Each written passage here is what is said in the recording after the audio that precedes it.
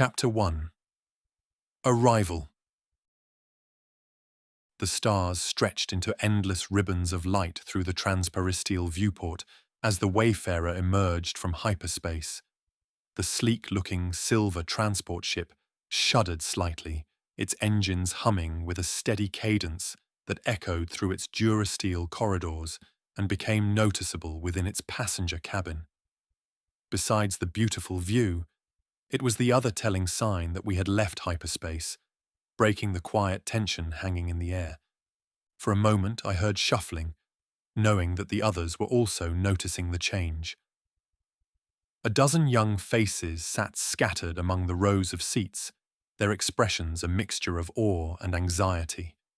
Some clung to small satchels of belongings, relics of their lives that they had to leave behind. I had barely any of that. I came with just a satchel. Others gazed wide-eyed at the exotic ship's interior, unsure whether they were awake or dreaming. For some of them, this was their very first journey through space, making them think that what they were hearing may be a sign of the ship suddenly coming apart. The thought alone made me smile. As for me, this feeling was natural. What I didn't know was that someone else was also sensing our feelings and thoughts while watching over us. Up in the front, Ben Skywalker couldn't help but smile while seated near the cockpit, keeping a watchful eye on us. The faint glow of the console illuminated his calm, serene features as he adjusted the Navy computer, sending our vessel's encrypted identifying signal to the Jedi Temple. He had been in our shoes once, thrust into the galaxy's mysteries earlier than we would be, as he was born in an era of sundering. He knew better than to overwhelm us, so he let our emotions play out and let us experience everything naturally, with him overseeing the start of our journey. The voyage to Yavin 4 was as much about transition as it was about arrival. Of course, we didn't know it back then, but we had to come to grasp the fact that the life we knew was now behind us. I sat stiffly in my seat near the back of the cabin. I was amongst the last to get picked up, and while walking down the aisle, I noticed that I may be the oldest one. I was already 11 years old, older than many of the other children on board, but I felt no less unsure of myself than they did. I could feel it. I ran my fingers through my dark hair, trying to mask my nervousness while I stared out of the viewport, watching the stars outside return to pinpricks of light when we exited hyperspace. While doing it, I noticed my fingers shaking a little, so I tried resting them on my knees, tightening occasionally as if bracing for something unseen. Damn nerves! "Are you scared?" The voice entering my left ear startled me. Turning, I found myself looking into the deep violet eyes of a twi'lek girl seated right beside me. I had already forgotten that I wasn't alone in my room, mainly because we didn't exchange any words. Which wasn't an accident. She was asleep when I was picked up and led to my spot here. Looking at her, her leku draped gracefully over her shoulders, the ends twitching slightly as she spoke. Finally, I managed to blink my eyes, uncertain how to respond to her question. The girl's purplish skin shimmered faintly in the dim cabin light, and her expression held an odd mix of curiosity and challenge, still waiting for my answer, which I should give soon, or I will look like an idiot. "No," I responded eventually, my voice steady despite the knot in my stomach. My training within my family kicked in as I spoke, keeping my composure on all occasions. Why would I be scared? Because this is all new. Leaving everything behind, going to a Jedi Temple, it's a lot to take in. The girl shrugged in answer, leaning back in her seat, yawning and stretching. I couldn't help but frown, unsure if she was mocking me or just being blunt. Hearing her tone, probably the latter. "So," I take that you're not scared? I asked back. Not scared, just ready. Ready for something better. She smiled faintly after hearing my question. Her words were strong, her tone more mature than her face suggested, which made me pause. The same was true of her eyes. They were grown, even more grown up than mine, which gave me goosebumps on my hands. Something was out of place, so I glanced at her again, noticing the scars along her wrists, partially hidden beneath the fabric of her simple, sand-coloured tunic. I'm Vila, by the way. She spoke, extending a hand after she noticed my look. She didn't hide it from me, but she didn't comment on it either. Kael, I reacted, hesitating briefly before shaking it. Her grip was firm and her palm warm despite the chill of the cabin. Kael Varo. Before either of us could say more, the ship jolted slightly as it adjusted course. Before someone could yelp out, thinking we hit something, which would be silly in space, Ben Skywalker's calm and reassuring voice carried over the hum of the engines. Don't worry, just a minor course correction. We'll be arriving at Yavin 4 soon. This is your perfect chance to ask questions before we land. A few of the younger children shifted in their seats, murmuring quietly to one another. As I let her hand go, Vila glanced toward the front of the cabin, while some others started questioning our guide. Her expression softened briefly as she watched Ben, becoming as if she were looking at a savior. Is he the one in charge of us? She asked me, her eyes fixated on our guardian. At least during this trip, I replied. He's a Jedi Knight. See the blue stripes on his shoulder pads? It is the symbol of his rank within the Order. Also, if I remember correctly, you were asleep when he introduced himself. I added with a slight smile. I may have been. She blushed, but made no excuses, even if she was indeed so exhausted by the time she got on the ship. She didn't remember how she ended up in her chair. It happens, I continued, not wanting her to feel as if I was mocking her. He is Ben Skywalker, which, if I am right, makes him the son of Luke Skywalker. Her eyes immediately widened at the mention of Luke Skywalker, but she quickly masked her reaction, but not quick enough for me to miss it. Huh. Guess that makes him important, she stated, trying to sound uninterested. I simply nodded, though I wasn't sure how much I believed her, but I wouldn't try to push the issue. Important people were a complicated topic in my life, figures of authority who often carried shadows of ambition or deceit. I had enough of those. Still, Ben seemed and felt different, though. Why do you think they brought us here? Vila asked, her tone even quieter now. Hearing her, I paused, then shrugged. Is she testing me? Or she doesn't know it? Both reasons were ridiculous. Because we're different. Because of the will of the Force. Vila's gaze lingered on me for a moment, as if weighing my answer. Finally, she nodded, looking satisfied. Yeah, I guess we'll find out soon enough. What do you mean by that? Find out soon? Find out what? Why else would we be here?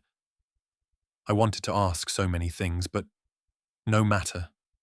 Watching her, I saw her shift slightly beside me, her presence oddly flickering in the unfamiliar environment, her eyes moving around, scanning the room as if measuring possible escape routes.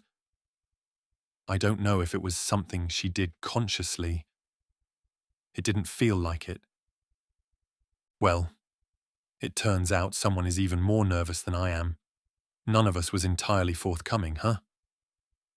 It's not a good start for a Jedi if I thought about it for a moment, so to make sure I wasn't starting out with a lie, for the first time in what felt like ages, I allowed myself to relax, if only slightly. The Wayfarer descended through the atmosphere of Yavin 4. The jungle moon's lush greenery coming into view below us. The ship's stabilizers hummed as it maneuvered through the dense air currents, the sprawling Jedi Temple growing larger with each passing moment. Whoever was piloting this ship was good. I could feel it, or in this case, barely feel it, as I wasn't being thrown around in my seat. What made me look away from the windows was Ben, who stood and turned to face us, his expression calm but firm. "All right, listen up. We're about to land at the Jedi Temple. This will be your home from now on. It's a place of learning and growth, but it's also a place of discipline.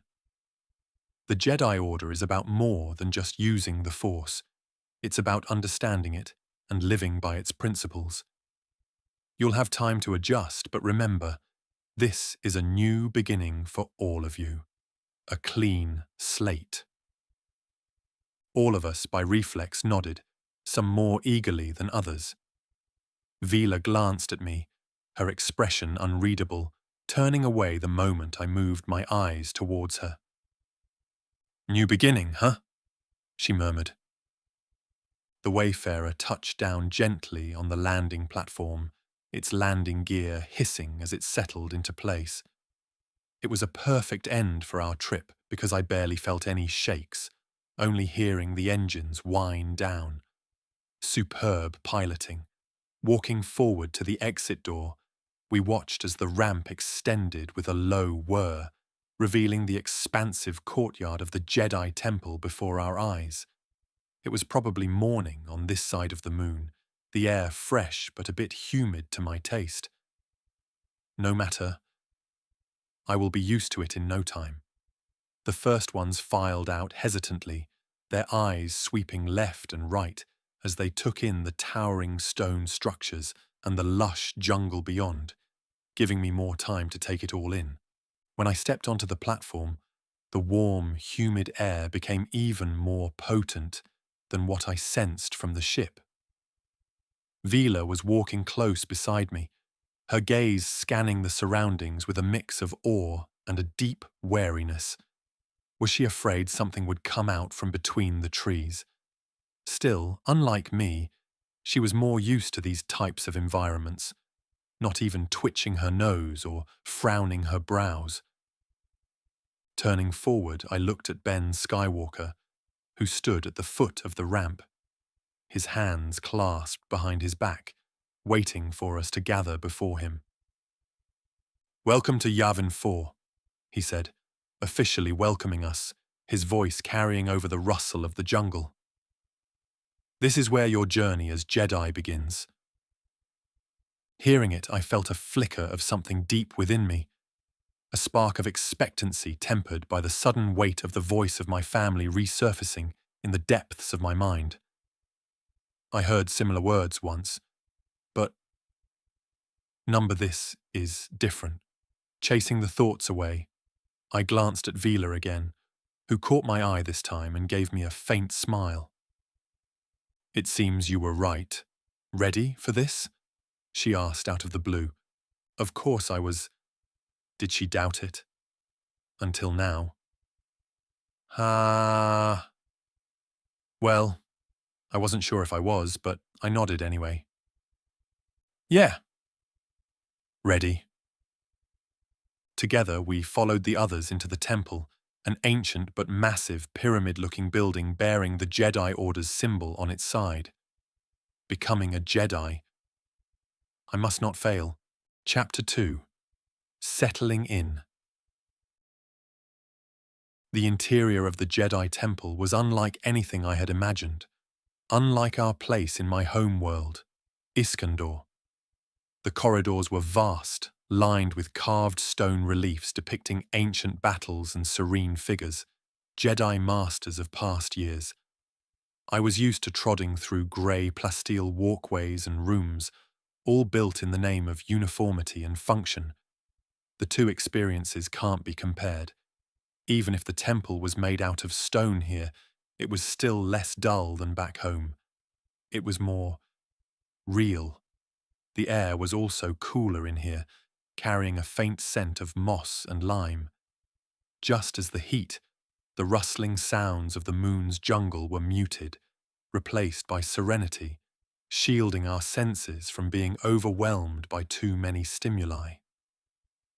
As we walked, we followed Ben Skywalker in a loose line, and I began listening to the whispers between the others, occasionally breaking the silence. There was not much said between them, only about what I was also seeing, the ancient sensation the temple was giving us, trying to guess who was who on the memorials decorating the walls. Vila walked just ahead of me, her violet leku twitching slightly as her eyes darted across every detail, making me smile a little. She was starting to remind me of the Vornsker my mother raised. She also twitched her tail when she was focusing on something, switching into her hunting mode. Moving my eyes before she could sense it, I leaned out of the line, watching as the hall opened into a vast chamber, the light of Yavin's sun filtering through high-set windows. At the center of the room stood a group of Jedi Masters already waiting for us, their robes blending into the muted hues of the stonework of the temple. Although I couldn't see it, deep inside, I felt how they radiated a collective, calm authority. Especially the one on an elevated platform, the center figure of them all, Grandmaster Luke Skywalker, a living legend. Even if I had never seen his portraits, recordings, or speeches, I would still recognize him from anywhere. It was simply his presence. I can't describe it. You would have to feel it for yourself. He stood tall, his simple brown robe and weathered face as unassuming as the jungle itself. Yet his presence filled the entirety of this grand hall. His gaze moved over us with an intensity that wasn't intimidating but reassuring, as if he could see through every doubt and fear we had. And despite our thoughts, we could feel that he still believed in us. I had a feeling that he could even read our minds, revealing our secrets without us speaking about it. After we were lined up by Ben Skywalker, our future Grandmaster began speaking. It was then I gulped and noticed how sweaty my palms were. "Welcome," he declared, his voice steady and easily carried through the room, reaching everyone. "You've traveled far to be here. Each of you has left behind a life that will never truly be forgotten. It must not be forgotten, as it is part of us and part of what makes us up. You must respect it, but this is also the beginning of something greater. The Force brought you to this moment, and now it will guide you to what lies ahead." I stood straighter, his words pressing on me in a way that felt less like weight and more like a challenge, not the kind that my parents put on me or what my father put me through. No, the Grandmaster's words weren't anything like that. He wasn't forceful. He simply stated the truth and the option to face it when we were ready. As I tore my eyes away, scanning the others, all the masters beside him nodded in silent agreement. I recognized a few of them, people who were famous enough that I had to memorize their faces and names. There was Master Jaina Solo, her sharp features the same as on the datapads, yet in person they were softened slightly by the approving smile she gave us. Her presence was commanding, and the stories I'd heard about the sword of the Jedi suddenly seemed all too real, especially because everyone knew she was to be the next Grandmaster. Something nobody would bring up, but everyone knew would happen one day. Next to her stood Master Kael Valtherion, his stance relaxed, arms crossed over his chest. His short-cropped beard and slightly weathered look gave him the air of someone who'd seen a lot and lived to tell the tale. Still, his eyes carried a mischievous spark, though, as if he saw potential troublemakers among us and relished the thought of it. Or was I just imagining things? I quickly moved my eyes before I caused a scene. These were Jedi Masters, after all. Then there was someone I recognized because of my family's dealings. Master Vaylin Cadrin, a Mirialan with intricate tattoos tracing her cheeks, stood calmly, a row down below, to Grandmaster Luke's left. Her demeanor was serene, almost meditative, but her gaze was sharp, assessing us as if searching for something deeper beneath the surface. I know of her because she once commanded my father, fighting against the Yuuzhan Vong. Beside her was Knight Aaron Solara, a noticeably younger human than the others. He had a subtle energy about him that contrasted with the calm gravitas of the senior masters. He seemed intrigued, leaning slightly as if trying to gauge our reactions to the moment. What I know of him was that he was with Master Vaylin, acting as her second-in-command back then, but nothing more.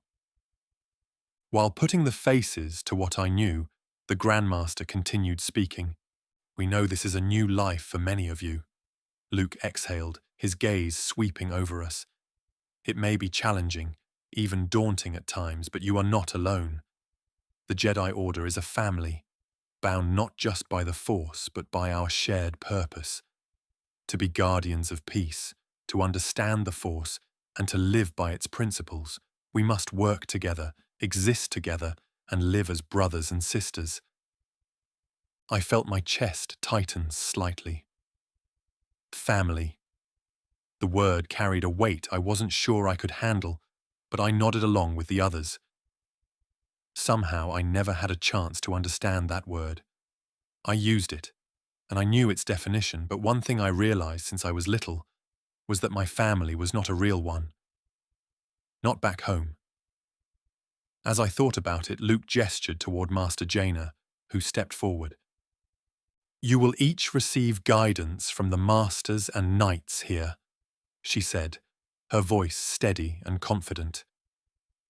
"Your training will be demanding, and there will be moments when you question your path. Don't be afraid to do that, and seek the help of any of us when that happens. Those moments are where you'll find the strength to persevere, and we will be there to reach out with a hand when you fall down and pull you back up."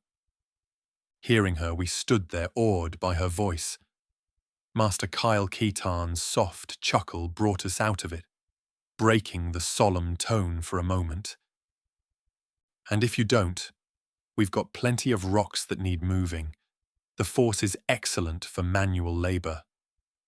A ripple of laughter moved through the group, lightening the tension while Master Jaina shot him a sudden glare. Even I felt a smile tugging at the corner of my mouth. "You'll also find your own space within the temple," Grandmaster Luke added.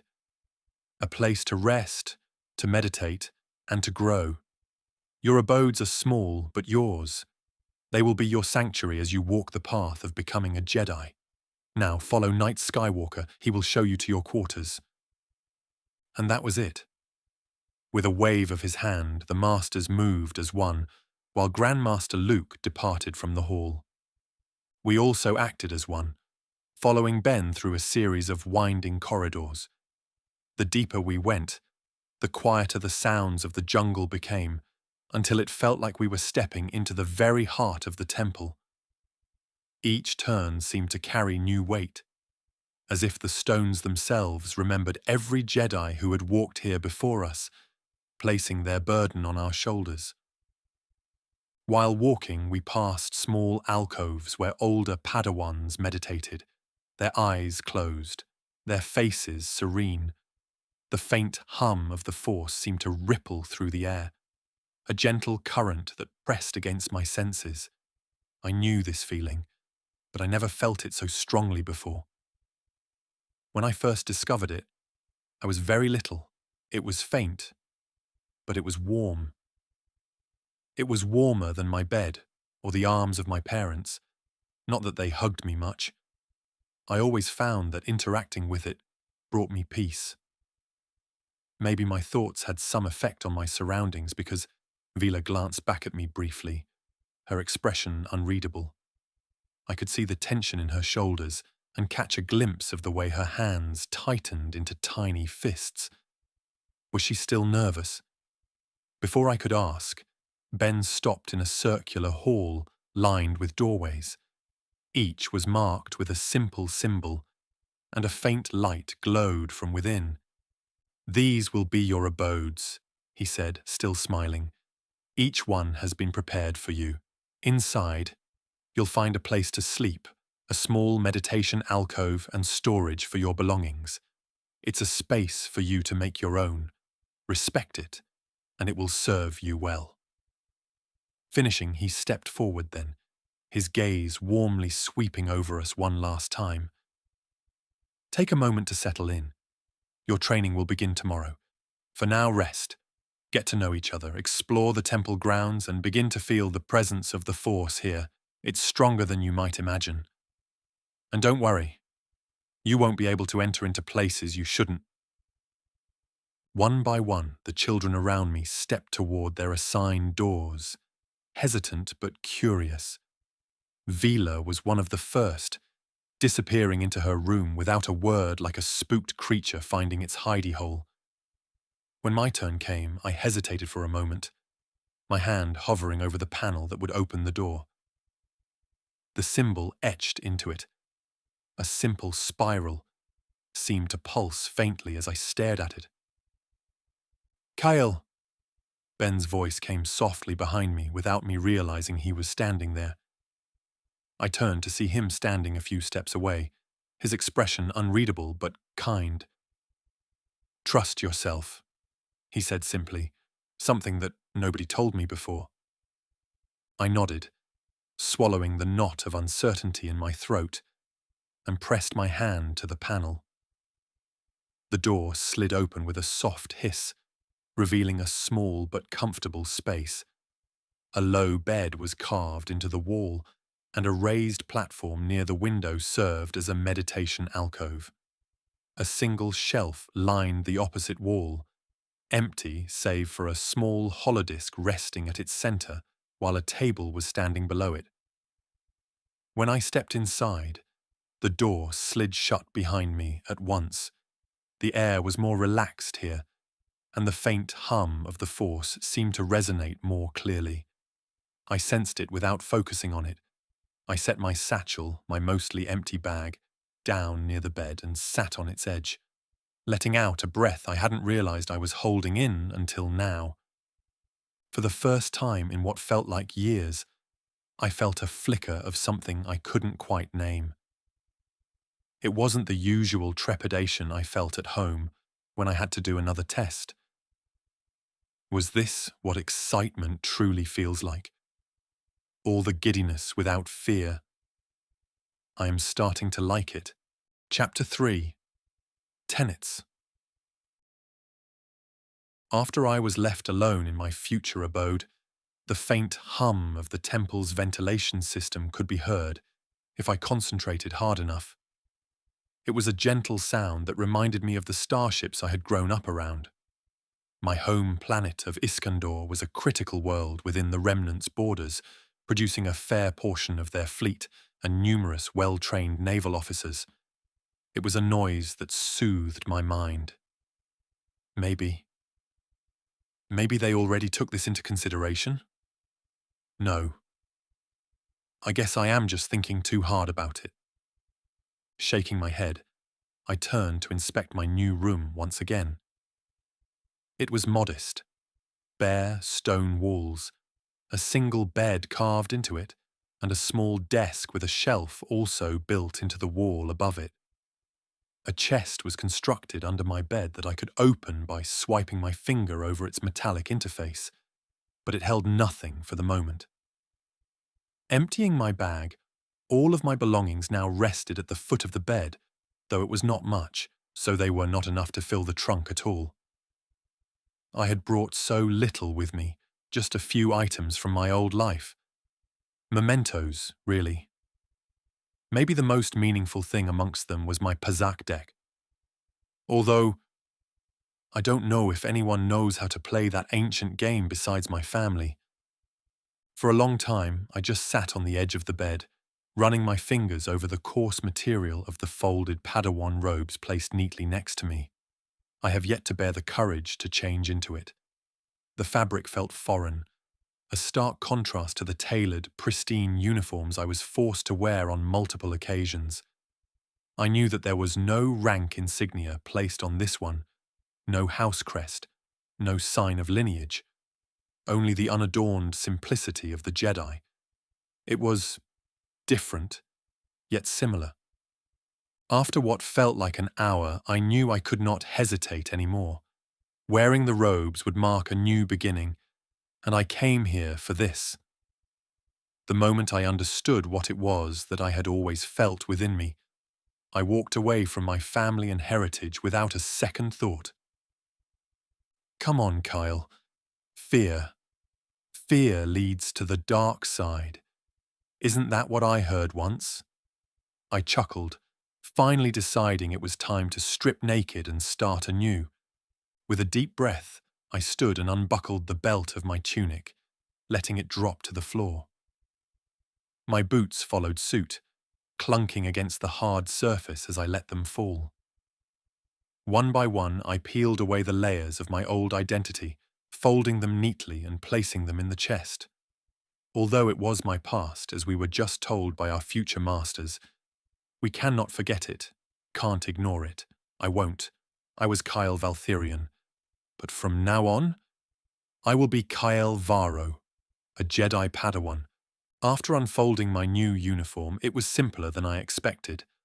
A loose tunic and trousers in light brown tones paired with an off-white sash. Slipping into them felt strange, like donning someone else's clothes or identity. But it only lasted for a brief moment. After I tightened the sash and looked down at myself, I caught my reflection faintly in the polished steel of the open chest's inner plating. I hardly recognized the boy staring back at me. But it immediately felt natural. Yes, this was me, Kael Varo. Closing the open compartment, I turned my attention to the shelf above my desk. On it sat a single holodisc, its surface engraved with the Jedi Order's emblem, a simple starburst surrounded by two crescent-like wings. Of course, my curiosity got the better of me, and I quickly reached up and took it.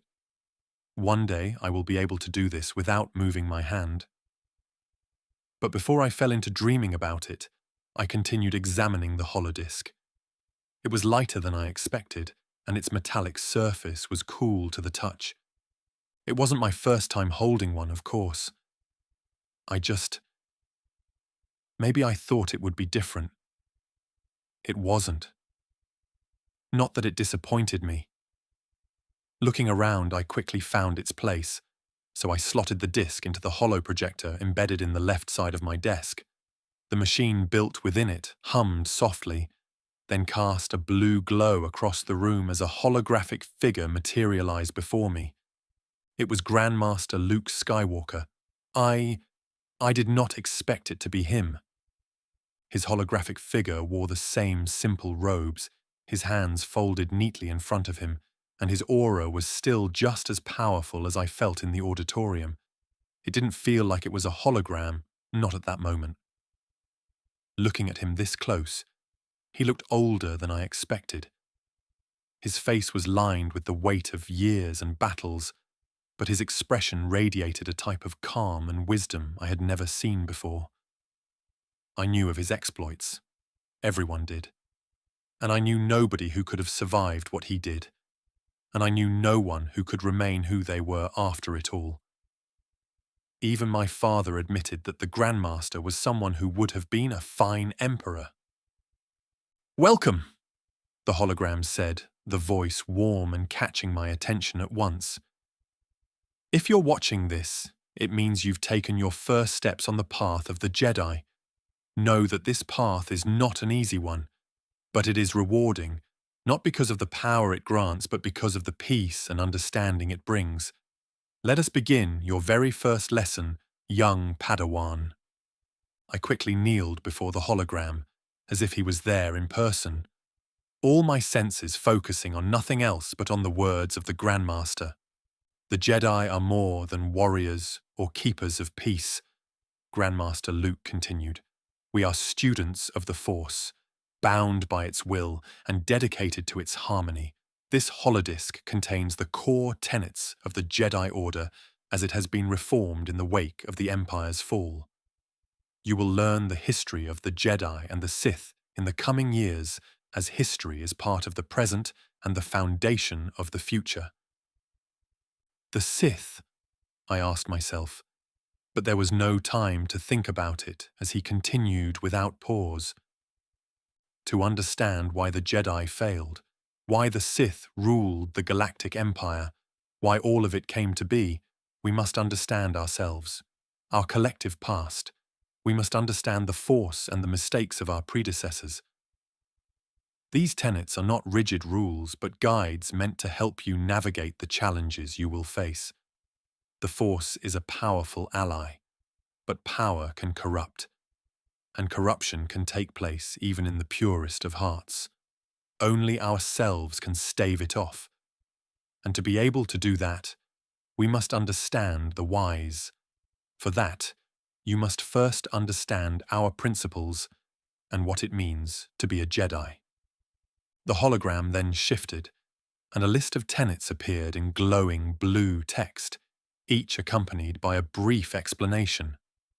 The core of the Jedi Order. Balance above all. Strive for balance in all things, within yourself, with others, and with the Force. Balance is not about rejecting emotion, but understanding and mastering it. Fear and anger can cloud judgment, but they are not to be ignored. Confront them, learn from them, and let them go. Heroes are not without fear. They are heroes because they conquer their fears and do what is right even when they are frightened. Not rejecting emotion? That didn't match what I had heard about Jedi from the stories back home. Weren't they supposed to be emotionless monks? Well, everything I learned about them was from old texts, from a time when the Old Republic was still the dominant force within the galaxy. So, I could be wrong. Serve the greater good. Jedi do not serve governments, ideologies, or factions. We serve life itself, guided by the will of the Force. Our duty is to protect the weak, mediate conflicts, and uphold peace wherever we are called to act. This, at least, seemed straightforward, and I nodded as I read it, though I couldn't help but wonder how often this ideal clashed with reality. I knew of many places that were very anti-Jedi after what happened over and over throughout galactic history. Seek understanding. The galaxy is vast, and the Force is infinite in its complexity. Never stop learning, whether from ancient texts, other Force-sensitive traditions, or even those who do not wield the Force. Knowledge is the foundation of wisdom, and wisdom is the key to understanding knowledge. I couldn't help but think back to my father's teachings, which had always emphasized tradition over innovation. This idea of seeking new knowledge wherever it could be found felt refreshingly open. Protect life. Defend peace. Violence is a last resort. A Jedi does not seek conflict but is prepared for it. A lightsaber is not a weapon of aggression, but a tool of defense, a symbol of hope.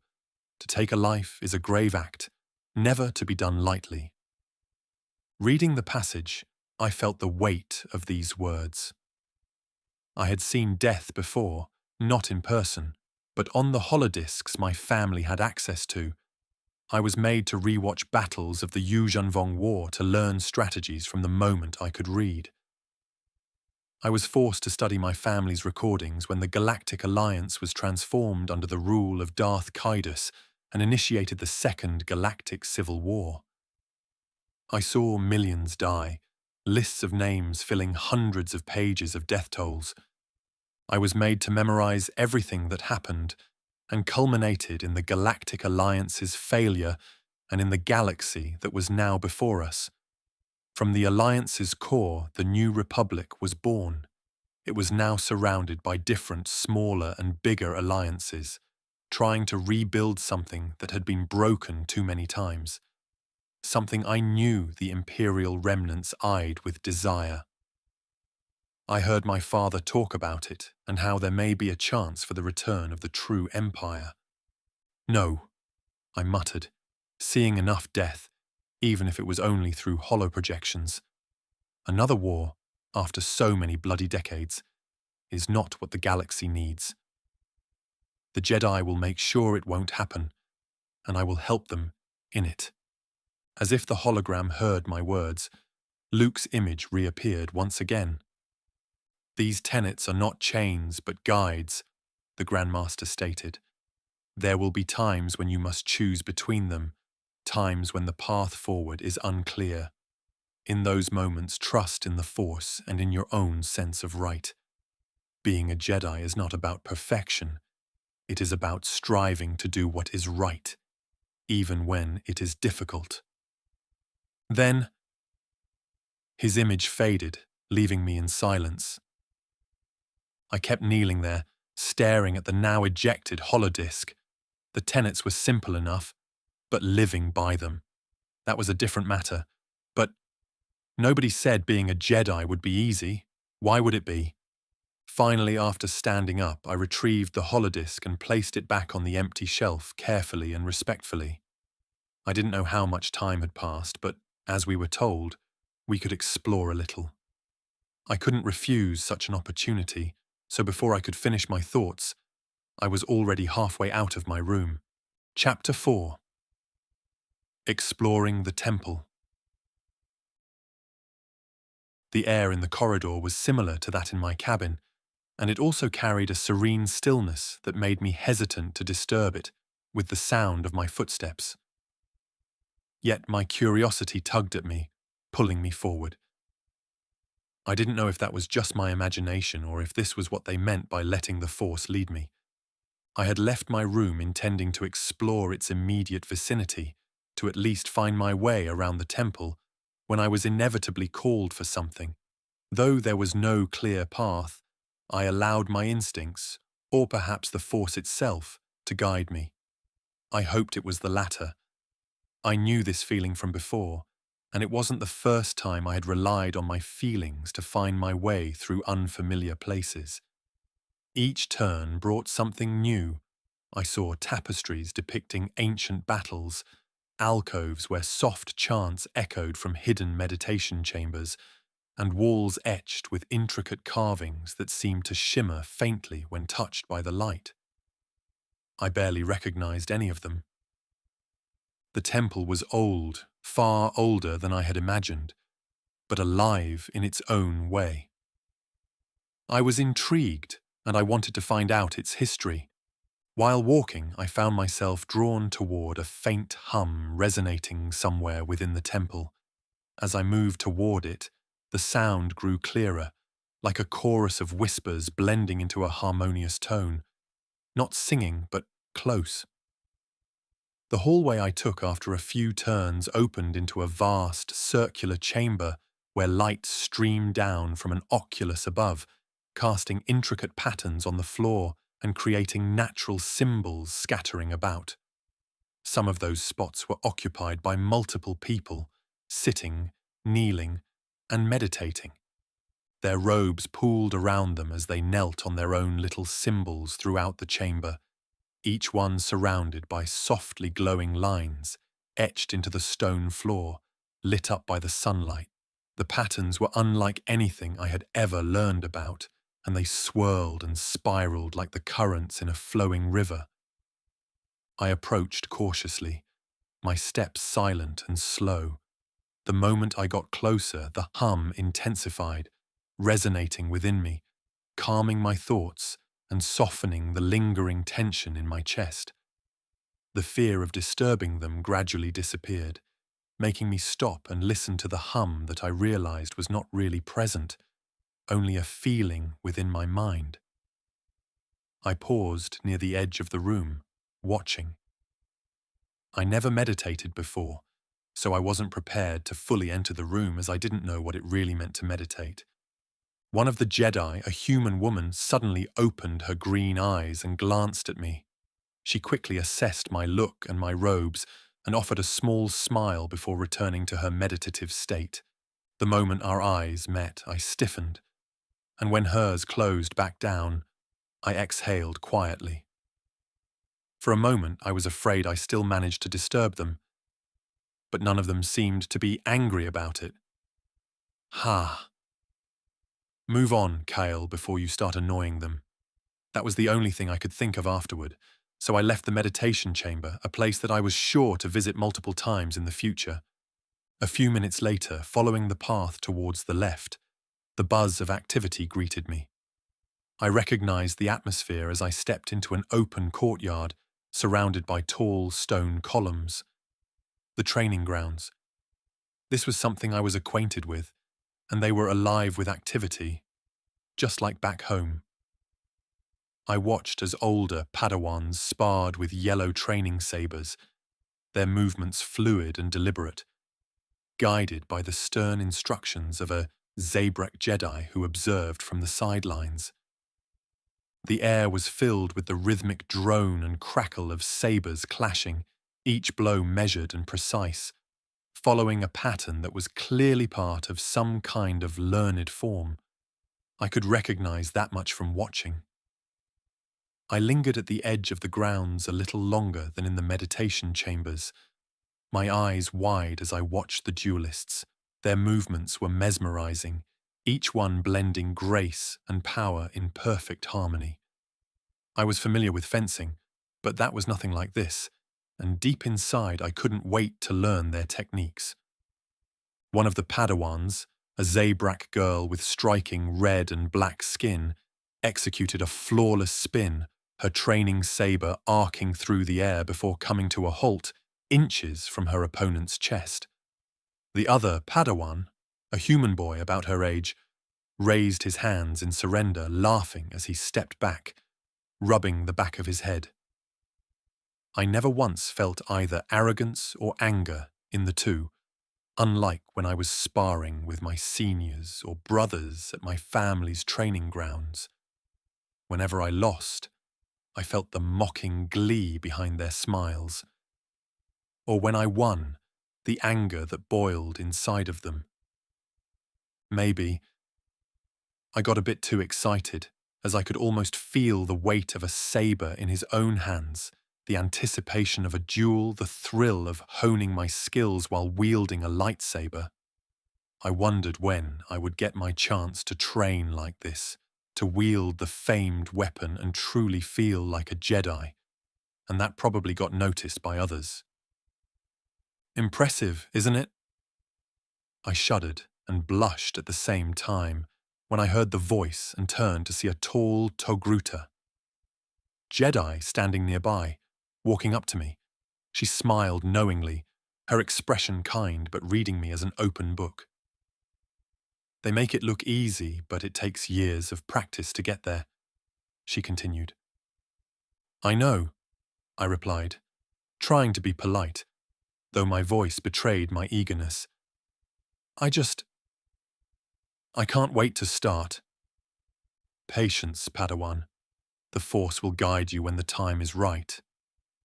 She chuckled, reaching out and rubbing my head, further intensifying the blush on my face. I was totally busted. There was no opportunity to mask it, so I just nodded, letting my excitement show, making her nod with satisfaction. I stayed a little longer, letting her describe the Jedi lightsaber forms the Padawans were practicing, telling me that one day I would also find my own form. When she was called away, I also decided to continue my exploration. The corridors grew quieter as I wandered deeper into the temple, the sound of training sabers fading away behind me, replaced by the soft buzz of machinery and the soothing rustle of pages being turned. Following it, I finally entered a grand auditorium lined with towering shelves, each one filled with holobooks, datacrons, and hundreds of ancient texts. The Jedi archives. I didn't need anyone to tell me where I stumbled into. The space was vast, almost overwhelming, with light filtering in through massive windows placed high above, casting its golden beams onto the polished floor that was decorated with names, events, even dates. Huh. After looking at them, I shook my head to refocus my senses, and I took a hesitant step forward, my eyes wide as I took in the sheer scale of the library. It was more than a collection of knowledge. It was a monument to the Jedi's legacy. It had to take an incredible effort to collect all of this, especially after they were almost wiped out once. Ah! A new visitor? The sudden, somewhat mechanical voice startled me once again. I will need to hone my senses, really. I am making myself look bad here, am I not? As I turned to see who it was, I noticed a golden protocol droid coming towards me. Protocol droids are nothing exquisite, but this one, with Grandmaster Luke around, only the clueless would not know his name. "Welcome to the Jedi Archives," he exclaimed, his photoreceptors glowing as he gestured grandly. "I am C-3PO, human-cyborg relations and temporary caretaker of these sacred halls while Master Luke is present on the planet. How may I assist you, young Padawan?" Hearing him introduce himself, I was still surprised, so I had to blink my eyes, momentarily stunned by the droid's exuberance. "I was just exploring." "Well, you've come to the right place. The Archives is a treasure trove of Jedi history, philosophy, and—" "Oh dear, I suppose I should let Master Pennin explain. He is far better suited to teaching than I am." Before I could respond or ask who he was talking about, a figure emerged from between the shelves. This human, named Pennin, was of average height.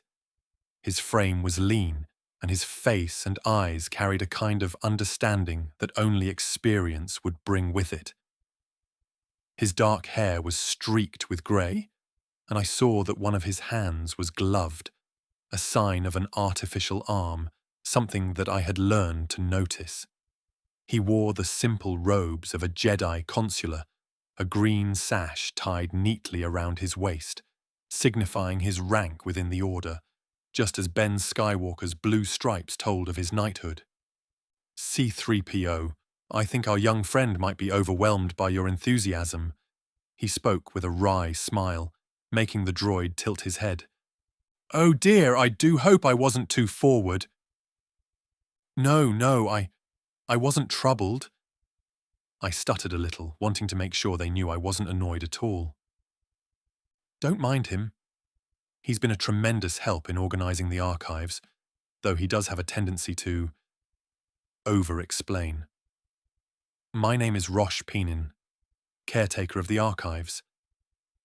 He introduced himself, and I also answered by giving him my name. "Kael Varo." I bowed towards them. "It's fine. I'm just trying to find my way around." "Well, you found one of the most important places in the temple," Rosh continued. "The archives aren't just a library. They're a gateway to understanding the Force and the Jedi's place in the galaxy. Everything you need to know about the Jedi, past and present, is here." "Everything?"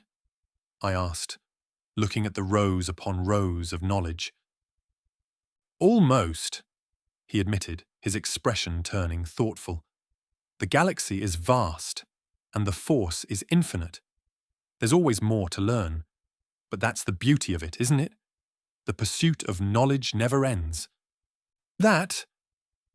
I see. You must know a lot, Master Pennin."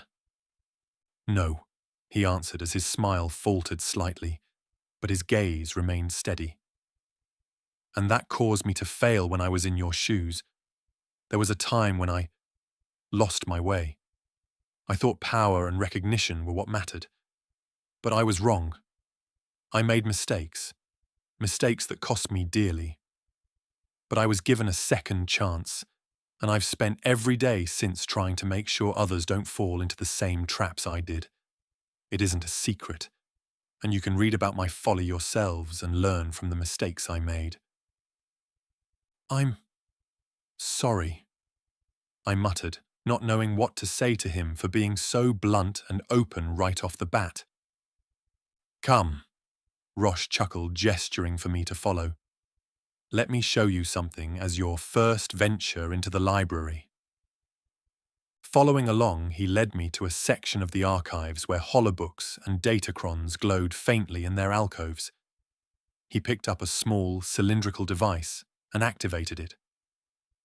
A hologram of a galaxy map appeared, with countless points of light representing stars and planets, descriptions and names of who and when visited it, documenting its status. To understand how vast our world is, how much there is to learn, look at this, Master Rosh Penin said, pointing at it. This is a map of the known galaxy. Every star, every world is a part of the Force, just as you are. You will visit many of these worlds, and all of them will hold an experience that will shape you. Whatever happens, one of your stories will be added here to the archives. Because we must learn from each other, be it our successes or failures. Young Kael, you must learn that failing is never something to be ashamed of.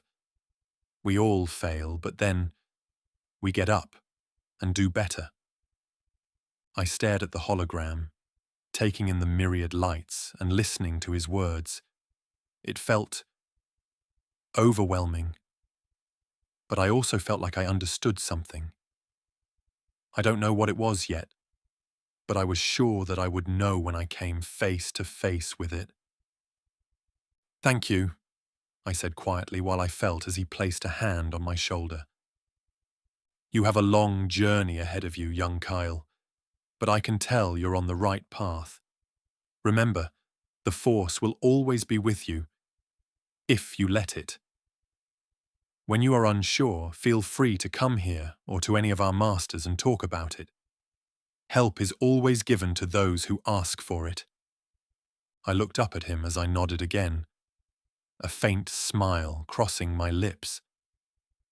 For the first time since, well, maybe forever, I did feel at home. Chapter 5. The Beast. The jungle air was thick, suffocating in its humidity, clinging to Vila's skin as she ran. She couldn't see the stars through the dense canopy, and the moon's faint light barely filtered through the thick, tangled web of leaves and vines above her. Her bare, bleeding feet left behind a bloody trail, each step of hers glinting with red. It was a pathway, an invitation laid out to the thing pursuing her. Somewhere behind her, the guttural growls of a predator echoed through the trees, growing louder with each passing moment, clearly following the sweet aroma of her fresh blood. Her lungs burned as she pushed herself forward, dodging low-hanging branches and gnarled roots that clawed at her like skeletal fingers, wanting to trip her and force her to stay with them forever. Still, her body moved with unnatural agility while running, avoiding them, always looking ahead because she simply didn't dare glance back over her shoulders. Looking back always made it worse. A moment later, the faint outline of a trap came into view as she burst through a thorny bush to reach her goal. It was a sturdy metal cage hidden beneath a cluster of overgrown foliage, ready to be sprung. Vila's stomach twisted as she saw it because this was the worst part of it all. She hated it, the anticipation, the waiting, the fear, but she knew what would happen if she didn't follow orders. She would be abandoned, and the creature would be captured while it was gorging on her body. The growling was closer now, accompanied by the snapping of branches and the hiss of disturbed leaves. She couldn't see the creature yet, but she could feel it. Its oppressive presence, the primal hunger radiating from the darkness. It was the ruler of this jungle, and its aura was pressing down on her like a weight she couldn't shake off. Skidding to a halt, she was just a step away from the activation tile, but the beast had to be standing on the trap. Precisely, her heart pounded in her ears, drowning out every other sound except the predator's approaching steps. Her small purple hands clutched the edge of the tattered clothes she was wearing, her knuckles whitening as she tried to steady herself, turning around and watching the jungle rustle. "Stay calm. Don't scream. Let it get close," she repeated in her mind, trying to push down the rising tide of panic. She did her best to draw on her inner strength, something that somehow always found a way to help her out of tricky situations. She could trust nobody, but she could trust herself. The beast emerged from the shadows, its glowing yellow cat-like eyes fixed on her body. It was massive, taller than her, its muscular frame covered in sleek black fur that shimmered faintly in the moonlight. Jagged fangs protruded from its snarling maw, and its long tail lashed out at the air behind it. Looking into its eyes, Vila froze, her breath catching in her throat as it prowled closer, its body low to the ground, its every movement deliberate and lethal. Something was not right. The monster's aura was strange. It dispelled all her courage and washed her over with fear that completely paralyzed her body. She wanted to run. She tried to scream, but she couldn't. She couldn't do anything, not even breathe. She was now entirely under its powers. The beast paused, its nose twitching as it sniffed the air. It snarled at her, a deep, rumbling sound that made Vila's entire body shake. It was then that her master's voice echoed in her ear, this time for real, coming from the earpiece she had in it. "Snap out of it! Wait until it's on the trap! Trigger it right then!" The trap.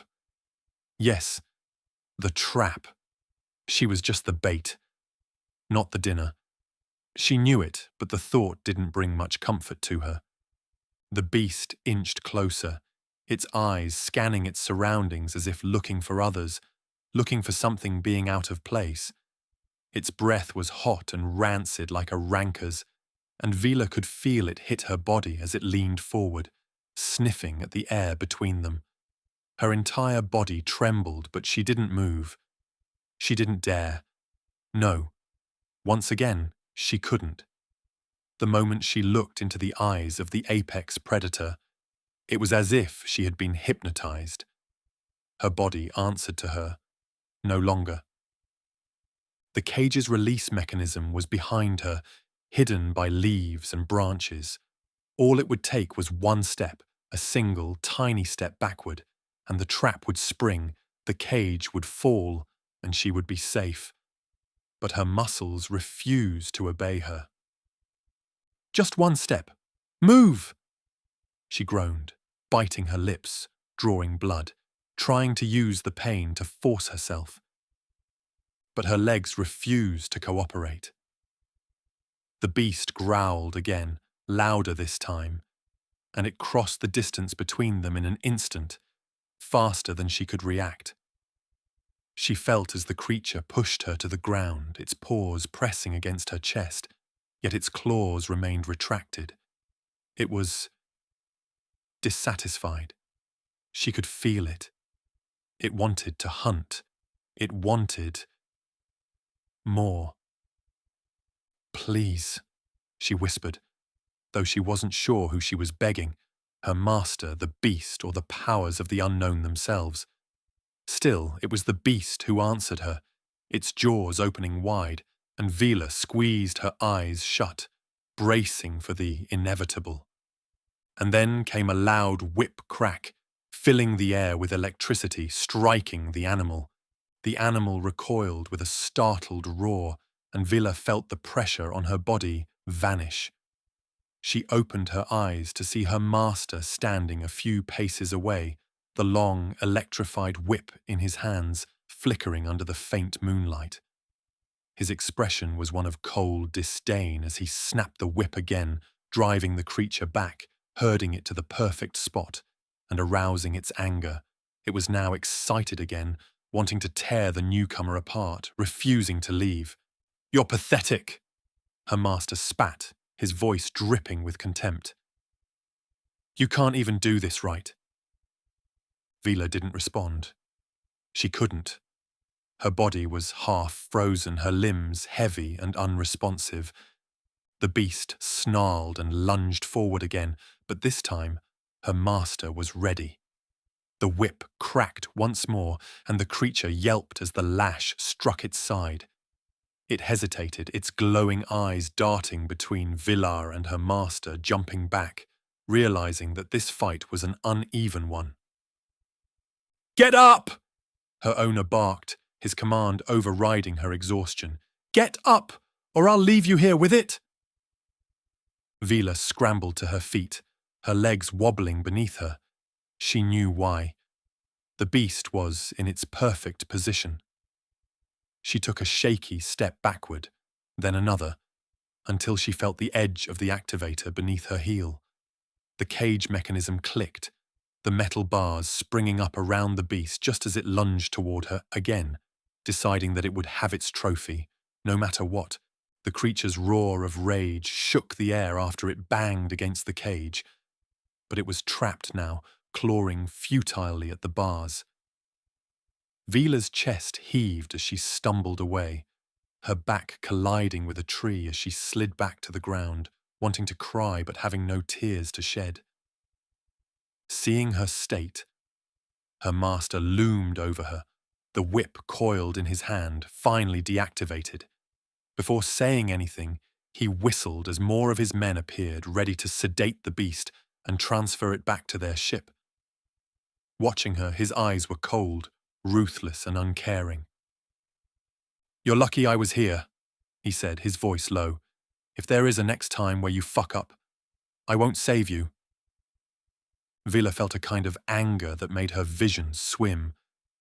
But it was more than that. As her anger grew, the jungle blurred, the edges of the world twisting and warping like a reflection in a suddenly disturbed pond.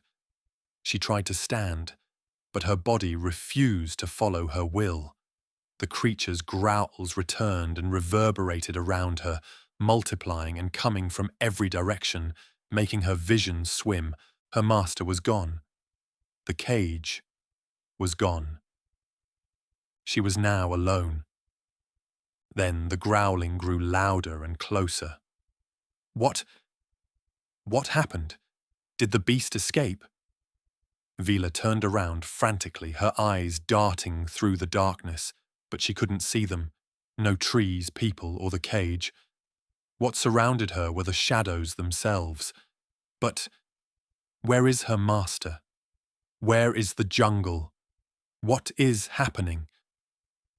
And then, one by one, the same predatory creature emerged from the darkness, bringing along its entire pack. They were larger than before, their glowing eyes more numerous and intense, their fangs sharper and glinting from drool. Their bodies seemed to shimmer and shift, becoming more monstrous with each passing moment. Their aura was also different, menacing, wild, and bloodthirsty. Vila screamed as the first beast lunged toward her. She scrambled backward, but her hands and legs found no purchase on the slippery, muddy ground, making her fall multiple times. The beast's jaws snapped shut inches from her face, and she felt the rush of its hot breath, the stench of death assaulting her senses. Another one pounced, its claws raking through the air, and Vila rolled to the side just in time to avoid it. She tried to crawl away, but they were everywhere, circling her, closing in. There was no escape. "Please!" she cried, her voice breaking. "Somebody, help me!" But no one came. The largest of the beasts stepped on her like before, its eyes burning like twin red giants, pushing her to her back. It growled low, leaning close to her face, huffing at her. Vila's body was pressed against the ground, her hands trying to force the paw off of her chest, tears streaming down her face. And then it bit down. She woke with a start, her body jerking violently as she sat upright in her bed. Her heart hammered in her chest, almost bursting through it while her breath came in short, ragged gasps. For a moment, she didn't know where she was. The darkness of the room felt oppressive, closing in on her like the jungle had in her dream. But then her senses returned. She wasn't in the jungle anymore. She wasn't bait. She wasn't a slave. Not anymore. She was in the Jedi Temple on Yavin 4. The realization hit her like a wave, and she clutched the coarse fabric of her blanket, her hands trembling, pulling it before her face, wanting to hide the fact she was crying. The room was silent, save for the faint hum of the temple's ventilation system. There were no growls, no whips, no owners and no chains around her wrists and ankles. She was safe, at least, she was repeating it to herself in her head. In the end, she swung her legs over the edge of the bed, her bare feet touching the cool stone floor without hurting, without fresh cuts that would bleed and lead a monster to her masters. She ran a hand over her face, wiping away the sweat and tears that clung to her skin. Her leku twitched faintly as she took a deep, shuddering breath, forcing calmness upon herself. "It's over," she whispered. "It's over. I'm safe. Relax, Vila, stop crying." But even as she said the words, her body refused to fully believe them. Her muscles were tense, her hands shaking, her chest still tight. The memories of her past were not so easily left behind. She closed her eyes and focused on her breathing. It was advice that Ben Skywalker had taught her earlier that day when she was exploring the temple, memorizing its layout and searching for possible escape routes. She couldn't help it. It was in her nature. When she ran into him, he decided to invite her for a quick lecture, wanting her to try it out. He probably felt her thoughts, her constant nervousness, being on the edge, and she wouldn't refuse him, not after saving her from the clutch of his masters. "In through my nose, out through my mouth, slowly, deliberately." She repeated his instructions aloud, starting to try and follow it. With each breath, the tension in her body began to ease. The shadows of the nightmare still lingered at the edges of her mind, but they felt distant now, like echoes of a world that no longer held her in its grasp. "I'm safe," she said again, more firmly this time. After a few more breaths, she finally stood up, wrapping her arms around herself as she paced within the small room. The air was cool against her damp skin, grounding her and pulling her further away from the effects of her dream. In the end, her eyes drifted to the window of her abode. Through the narrow opening, she could see the faint glow of Yavin 4's moonlight filtering through the trees, entering her room and her eyes. "I'm not there anymore," she thought. "I'm here. I'm free." She didn't know how long she stood there, staring out at the moonlit jungle beyond the temple. But when she finally returned to bed, her body felt lighter. The nightmares would come again. She was sure of that. But for now, at least, she was safe. And that was enough. Chapter 6. The First Lesson. The soft hum of the Jedi Temple's ventilation system fought to keep the humid air out, while it also blended with the rustle of wind through the trees' canopies, surrounding us, creating a serene backdrop in the chamber. All of us freshly recruited Padawans sat in loose rows of 4, including me, my seat right in the middle of them, right behind Vila. Looking around, the room was simple and unadorned. The stone walls were bare except for faint etchings of ancient Jedi symbols that shimmered in the morning sunlight. Right before us all, standing with calm authority, was Master Rosh Pinin, our teacher who would let us experience what Jedi meditation entailed. This was our very first lesson in the Order, and maybe the most important one. Before we begin, Master Rosh spoke, his voice warm as the morning sun, let me tell you what this lesson is not about. We glanced at one another, unsure how to react. I wasn't going to miss anything, not now, so I straightened my back and focused on his words, following him with my eyes as he paced before us.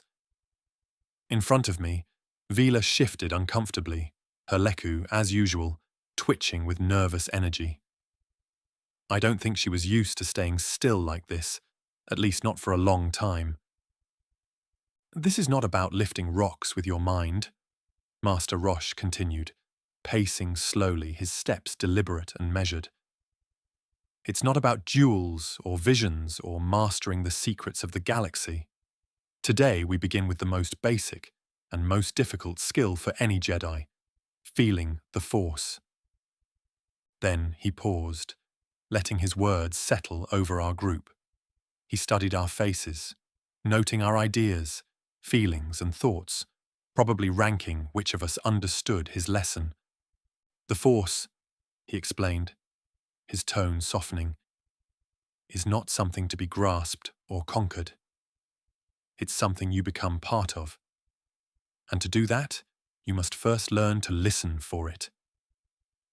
Finishing, he gracefully lowered himself onto the floor, taking a cross-legged position, giving us an example. Now, close your eyes, he instructed. Focus on your breathing, in through your nose, out through your mouth, slow and steady. If you find it hard, concentrate on mine and mimic it. Copy my rhythm. I obeyed immediately, closing my eyes and following our master's lead. The temple's ambient sounds faded into the background as I focused on the rhythm of his breath, in, out. Slow and steady. I not only felt it almost immediately, but I felt something that wasn't mine. I knew it instantly. That other thing, that wasn't my feelings. These were not my thoughts. It was Vila's. She was struggling. I could sense how her eyes fluttered while closed, and then I felt how she opened them again, as if expecting something to happen.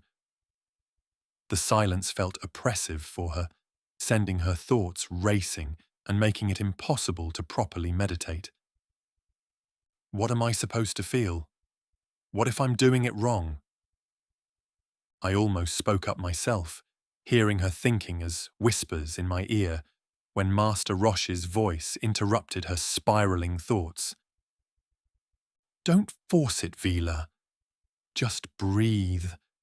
Let the world fade away. She tried again, but the unfamiliar stillness gnawed at her. I could sense something within her stir.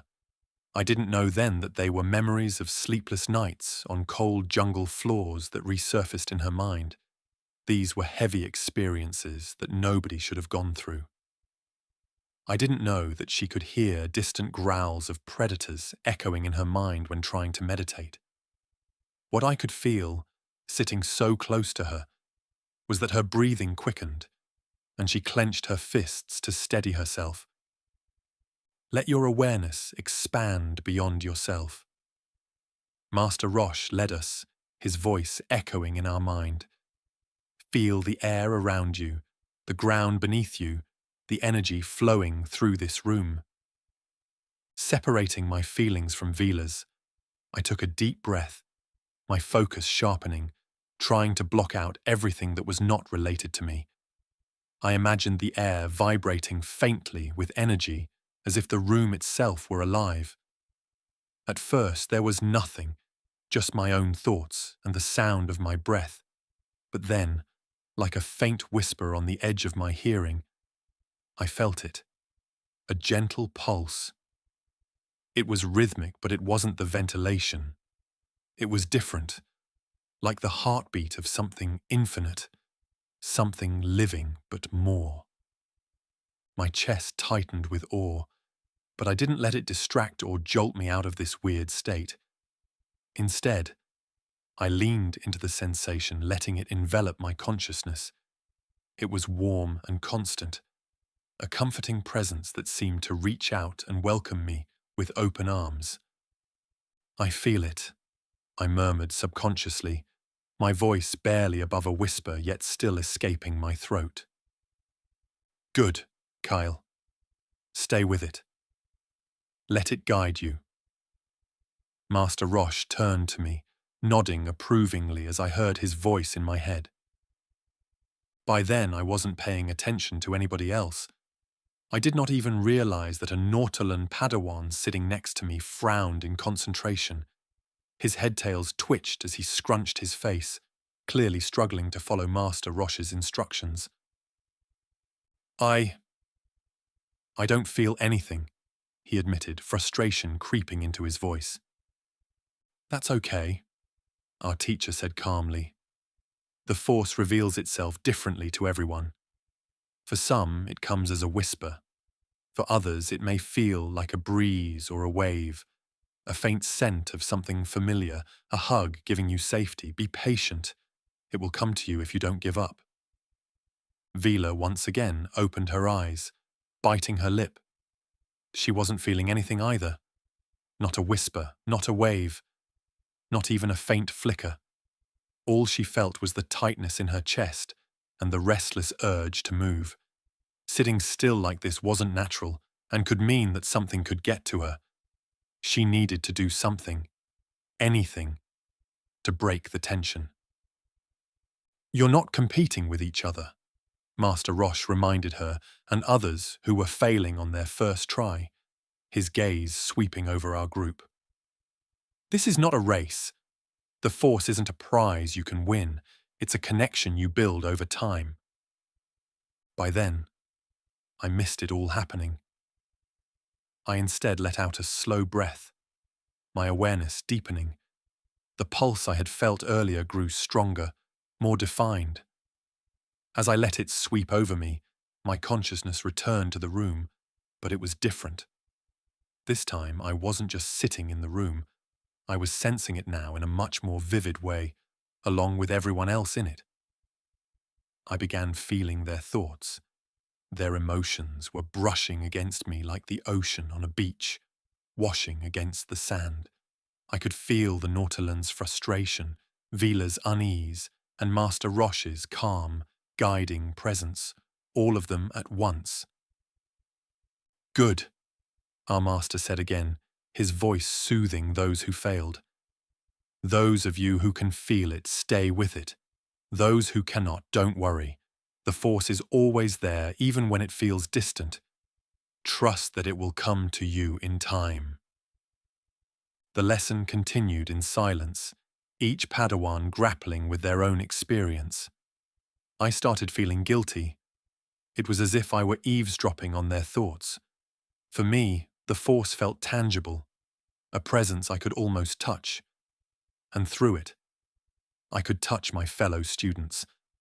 But after a time, Master Rosh spoke again, his voice powerful enough to sever the feeling within me, forcing me out of my meditation. "Open your eyes." All of us obeyed, not that we could say no to him. "Tell me," he continued after we all collected ourselves, "what did you feel?"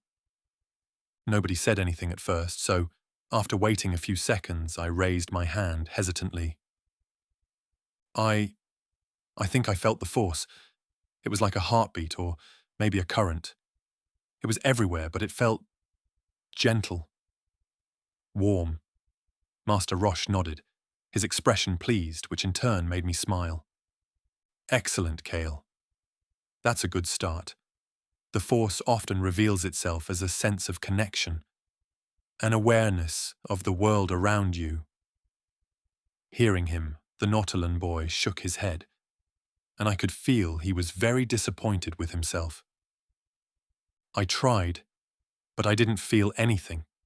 It's like I don't know what I'm looking for." "You're not alone in that," Master Rosh assured him. "Many Jedi struggle at first. As I told you all, the Force isn't something you look for, it's something you let yourself feel. It takes time and practice. Don't force it, as forcing it is a step towards failure. It was then that Vila hesitated, looking at me once over her shoulders and then turning forward, speaking up.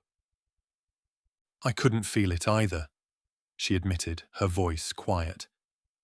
I tried, but it's like there's this wall in my head. I can't get past it.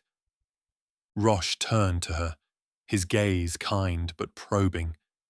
He clearly felt her attempts and wondered what had cut it short. If I could feel it, a master would recognize it too. That's not uncommon, he stated. Sometimes our past experiences create barriers that make it harder to connect with the Force. But those barriers can be overcome. I experienced it myself, Padawan Vila.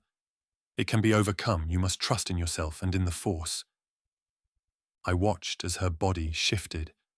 Although I couldn't see it, I was sure she frowned while looking down at her hands. I had guessed what she was thinking, that she wasn't sure she believed Master Rosh's words. The idea of a barrier felt too easy, too simple to explain the gnawing emptiness she'd felt during the exercise, or the roars she could hear as if coming from the jungle around the temple. But I understood our master's implication. It wasn't a physical barrier, it was a mental one. Vila, Rosh said gently, drawing her attention. The Force isn't something you earn or something that any of us deserve. It is not an object of desire because feeling like those can corrupt it. It's already within you, as much a part of you as your breath or your heartbeat. It flows through every living being. It holds us and the universe together. Vila, you have the gift to experience its effect consciously. It will come to you. I looked away when she nodded reluctantly, though I knew she wasn't convinced. Remember, Master Rosh declared, addressing the group, this is only the beginning. Feeling the Force is not something you master in a single lesson, nor in a single year. It's a lifelong journey. Some of you will connect with it more easily than others, but that doesn't mean anyone is stronger or weaker. Each of you has a unique path, and the Force will guide you on it. Most of us nodded, some more enthusiastically than others. I was amongst the former as I sat straighter, feeling a modest sense of accomplishment. It was different from when I did something well back home. This was a task I completed because I wanted to complete it. It was my own desire, and it felt wonderful. I wanted to do it again, right now, and right there, looking towards Vila without trying to burn her back with my gaze. She kept her look fixed on the floor. I could feel the frustration gnawing at her. If the Force was really within her, why couldn't she feel it? I knew that look. I hope she can overcome it. When our first lesson ended, we began filing out of the chamber while Master Rosh gently caught Vila's arm, stopping her. I made sure to slow my steps enough not to be obvious, but to delay enough so I could hear their words. You're not failing, Vila, he said softly. You're learning, and learning often begins with struggle. She met his gaze bravely, but she was unsure how to respond. Finally, she nodded. I'll keep trying, she murmured, though her voice lacked conviction. That's all I ask. Chapter 7. The Second Lesson. The midday sun was stronger here than what I was used to as we were led to the courtyard. Its rays were casting long shadows from the towering stone columns surrounding the grounds, but we weren't standing under them for long, as we had to gather out in the open. What was worse than the heat was the extreme humidity, making it hard for me to breathe the same way I was used to. Still, I never once thought about complaining, as I was just as excited as the others. We were standing in 2 rows facing the sparring circle at the center of the grounds.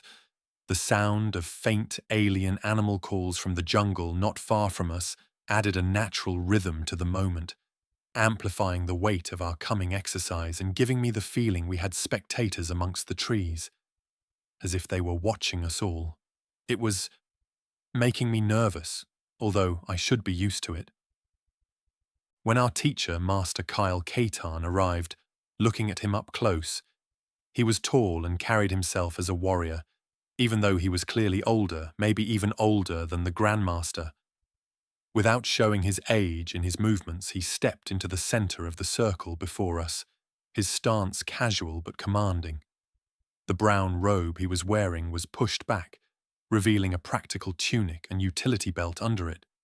His lightsaber, more weathered than our training sabers, hung at his side, and I could sense the history within it. I knew of him. He was a legend or a headache, if you would ask my father for opinions. His short beard and the creases on his face gave him a slightly weathered look, but his sharp eyes twinkled with a more rebellious energy. It was what set him apart from the other masters, I think. "All right, listen up," he began, his voice rich, mixed with a natural kind of authority, but not devoid of closeness. "If you think today's lesson is all about swinging these glowing sticks around, you're in for a surprise. Lightsaber combat is more than just flashy moves or jumping around like a wort. It's about control, discipline, and strategy. Start stringing together nonsense sequences, and you will find your head separated from your neck quicker than you can say Pazak." Oh. I blinked my eyes, realizing, so someone did play that game besides me, huh? "So," I listened as he continued, "from today on, you're going to start learning Form I, Shicho, until I say you are ready to experience the rest and choose your own style." I reflexively glanced at Vila, who stood beside me. Her violet eyes narrowed slightly, her leku twitching as they always did when she was tensing up. I couldn't tell if she was excited or anxious, or both. "Pick a saber. One for each of you. No fancy dual-wielding yet." Master Valtherion gestured toward a rack of training sabers placed nearby as he instructed us. "Don't worry. These are practice models with low-power settings. You won't lose any limbs, unless you're really careless." He added with a grin, right as we were to take the identical-looking weapons for ourselves. His last comment drew a nervous laugh from some of the younger Padawans, but I noticed Vila's lips tighten, her breathing just slightly quicker than mine. I stepped forward with the others, retrieving one of the simple hilts, my heart pounding. This was a weapon of a Jedi. It was lighter than I expected, the weight evenly distributed, and its design was stripped of any unnecessary ornamentation. It was nothing like I was used to, as when I was taught fencing, it was with a vibro blade, which was much heavier. Once we had all returned to our spots, Master Valtherion continued. "Form 1 is the foundation. It's the most basic, yes, but also the most universal. It's not about flair, it's about survival. It is the perfect one to start with and build upon. You master this, and you've got the groundwork for every other form. Now, let's start with the stance." He moved fluidly into position, his feet shoulder-width apart, one foot slightly back, knees bent. He waited like that until we copied him, holding the position as long as he needed to. Then, he held his saber horizontally at chest height, both hands gripping the hilt firmly, his fingers wrapping around it. This is the ready stance. It gives you balance, stability, and the ability to react quickly. Your feet are your anchor. Without them, you're nothing. We mimicked his stance, some of us wobbling as we adjusted, trying to copy him down to every twitch of his muscles. I found myself instinctively leaning forward too much, an old habit from fencing practice at home, something I picked up to compensate for the weight of the blade, which was much lighter now. I had to correct myself 3 times. "Not bad. Now hold it." Master Catan said as he straightened and walked down the line, inspecting us one by one. When he reached Vila, he tilted his head slightly. Straighten your back. Keep your weight balanced. You're leaning forward too much. She adjusted immediately, her expression determined, unlike when it was about meditation. Yes, Master. Good. He returned to his spot after he finished inspecting the rest of us. Now the first movement, the horizontal sweep. It's the simplest attack, designed to push back your opponents. Active, and hold your saber steady and sweep from left to right in a controlled motion. He demonstrated with his actual blue lightsaber, humming loudly as it cut through the air. Don't swing wildly. A controlled strike is a powerful strike. We followed suit, imitating his movement. The drone of our sabers filled the courtyard as we all flicked them on. It was making me feel goosebumps all over my body. It was a sensation I can't describe, but it was the most incredible experience I had here yet. As we practiced, the sound of our swings grew louder with each pass, creating a kind of weird music. I felt my muscles adjust to the rhythm, the motion becoming smoother with each attempt. Vila, however, was ahead of everyone else. Her strikes were sharp and precise. Her grip was tight, but loose enough to not hinder her movements. And her sweeps always ended at the same momentum and started anew, expending the least energy possible. Very good, Vila, Master Catan called out, his tone firm, filled with encouragement. But you need to ease up. This form is all about control, not aggression. Your saber is an extension of yourself. Your swings tell everything to your enemy, and right now, you are telling me that your movements are too aggressive. It can be exploited as you would overreach, giving me the opportunity to counter you and finish you in one move. She exhaled sharply and nodded, modifying her grip slightly. Her next attempt was better, smoother, and more deliberate. I didn't even notice the issues with her style. In my eyes, she was doing it perfectly from the start. Not that I had enough time to look at the others, as I had to focus on my own swings. Nice, Master Catan said with a faint smile. See? You're getting it. Vila didn't respond, but I noticed a flicker of satisfaction cross her face. When our eyes met, I smiled a little, nodding at her. After several repetitions of the horizontal sweep, we moved on to learn the form's defensive blocks and basic counter. Our master demonstrated each technique with precision, his movements fluid and effortless. Defense is just as important as offense, he explained.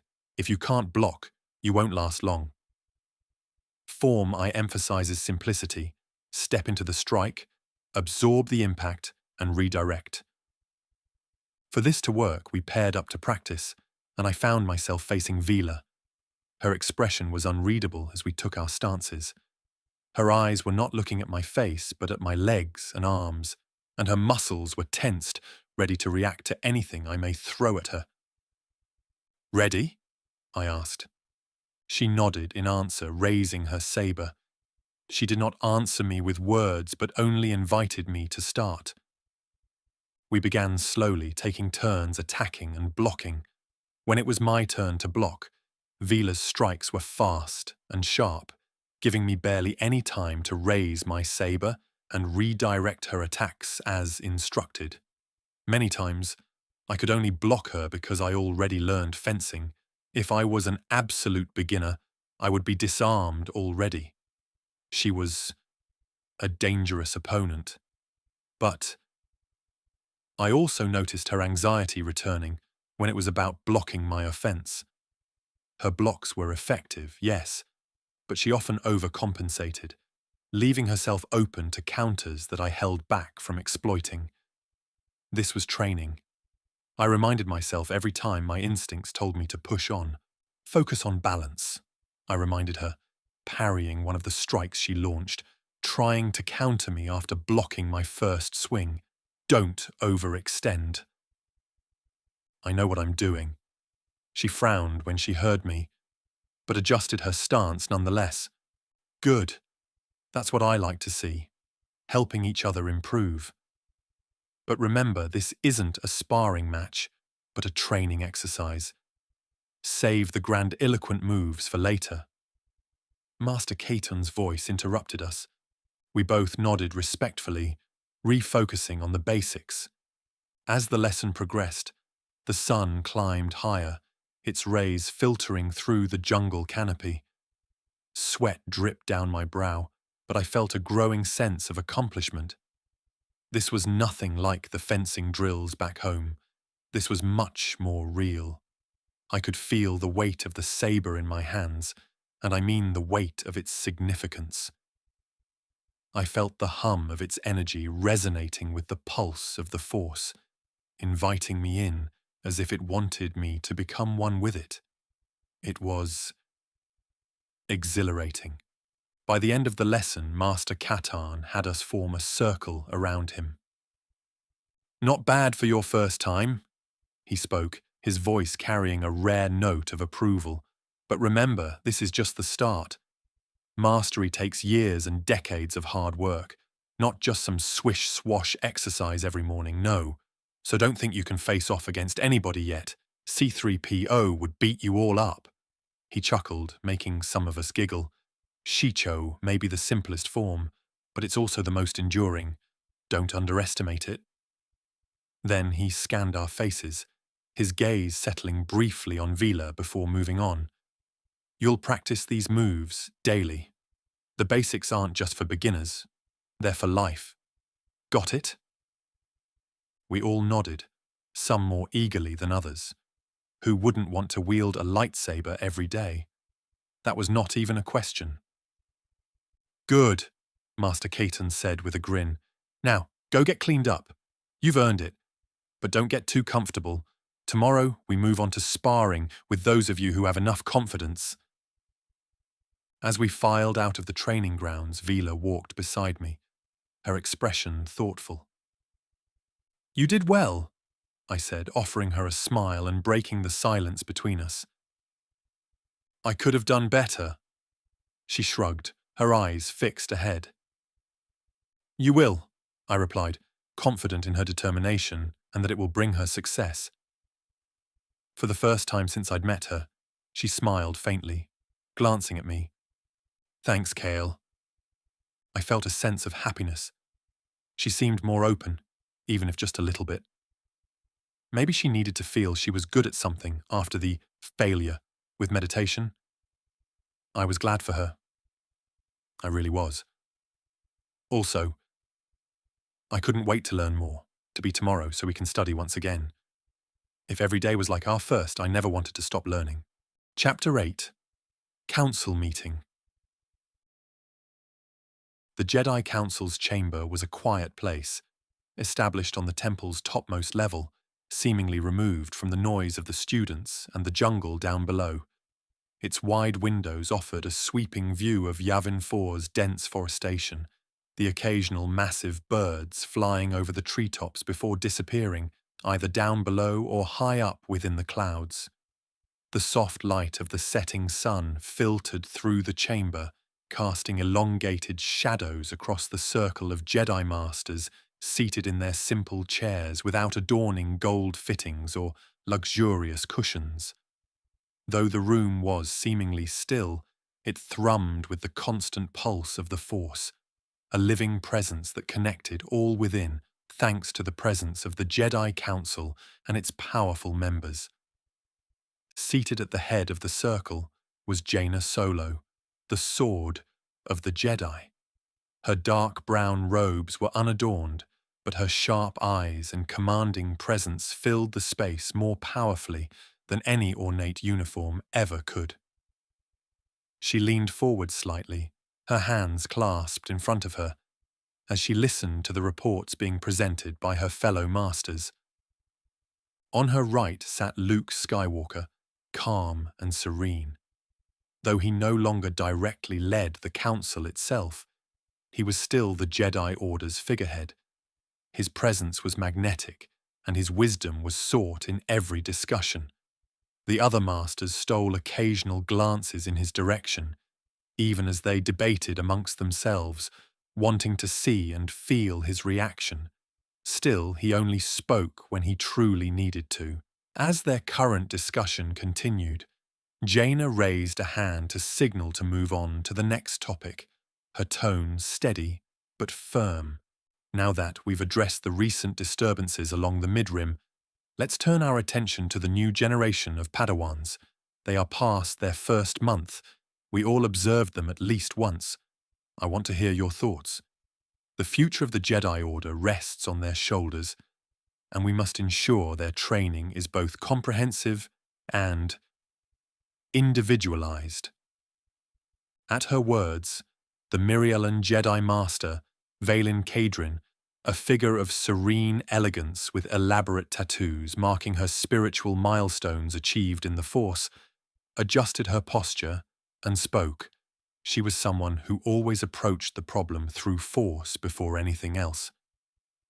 The new group is promising, but their experiences vary widely.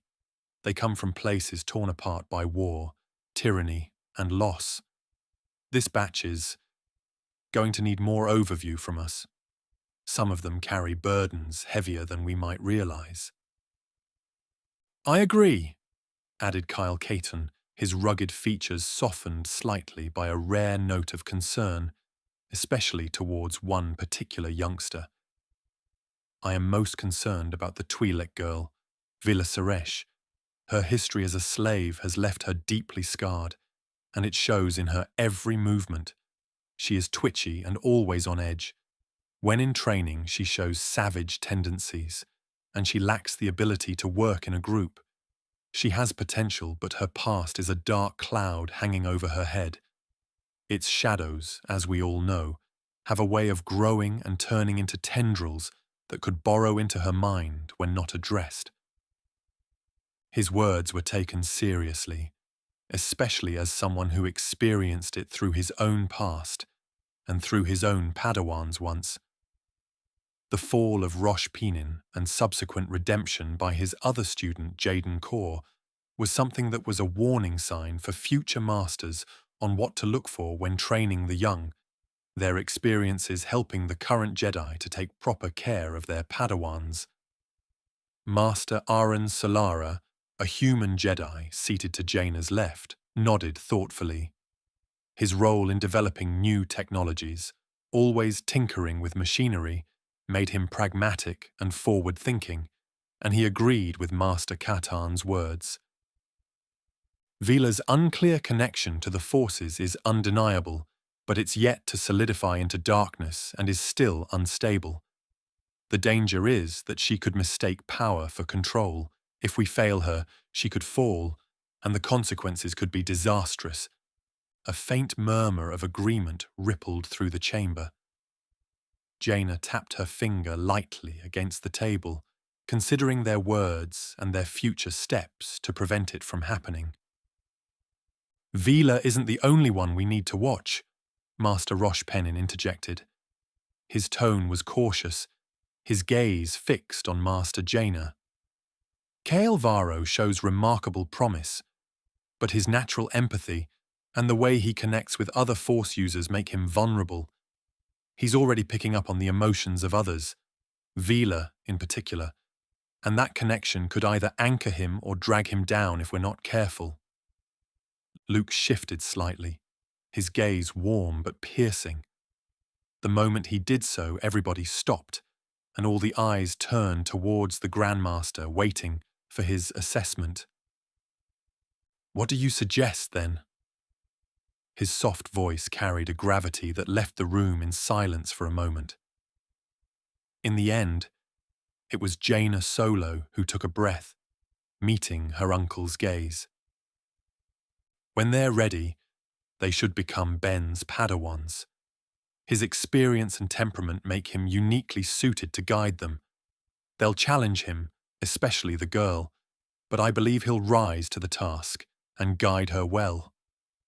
He learned a lot from my brother, and even under his tutelage he remained steadfast in his own convictions. It could be the best choice for all three of them. Ben's training is strong, and his understanding of the forces is nuanced. I trust he will guide them well, and it is indeed time for him to take the next step in his training. He needs to learn how to teach others. Luke agreed after hearing his niece's explanation. The room seemed to exhale collectively, the decision solidifying among the masters the moment Luex stopped speaking. Jaina quickly led the conversation forward, not letting the silence fall back onto them. Now, to the other matter at hand. Her expression hardened slightly. A faint unease crept into the chamber as she leaned back in her chair, collecting her words to be less blunt than her instincts wanted her to be. A way of speaking she inherited from her father and was unfit for a Jedi Master.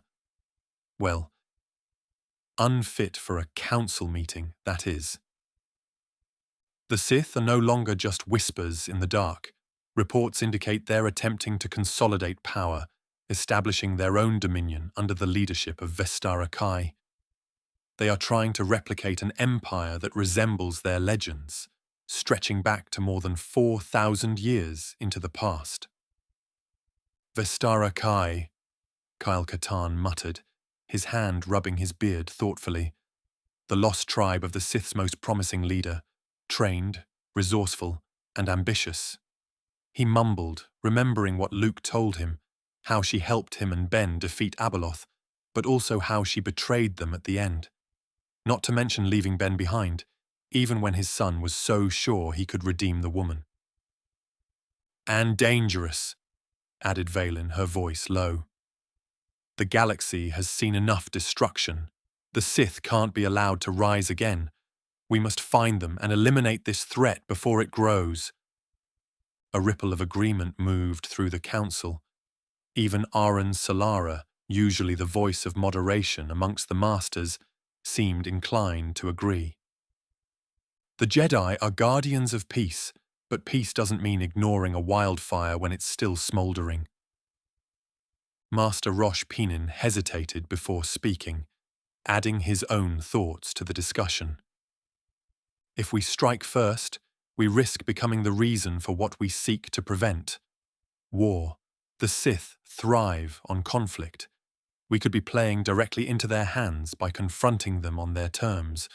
They grow from battles, be the ones they win or lose. If they survive, they will grow and return as an even bigger threat. If we fail, they will not just become more powerful. There is an even worse possibility, that they scatter and start hiding again. The debate grew more fervent, voices overlapping as the masters weighed the risk of action versus inaction. Some argued for decisive strikes to cripple the Sith's momentum. In contrast, others cautioned against the potential fallout of an aggressive approach, especially in a galaxy that was still wary and could see the Jedi as the aggressors, pushing them further into the Sith's hands. In many worlds' eyes, the Sith and Jedi were the same. It was Luke who finally spoke up again, his voice cutting through the din like a lightsaber igniting in the dark. We cannot eliminate the Sith simply because we fear what they might become.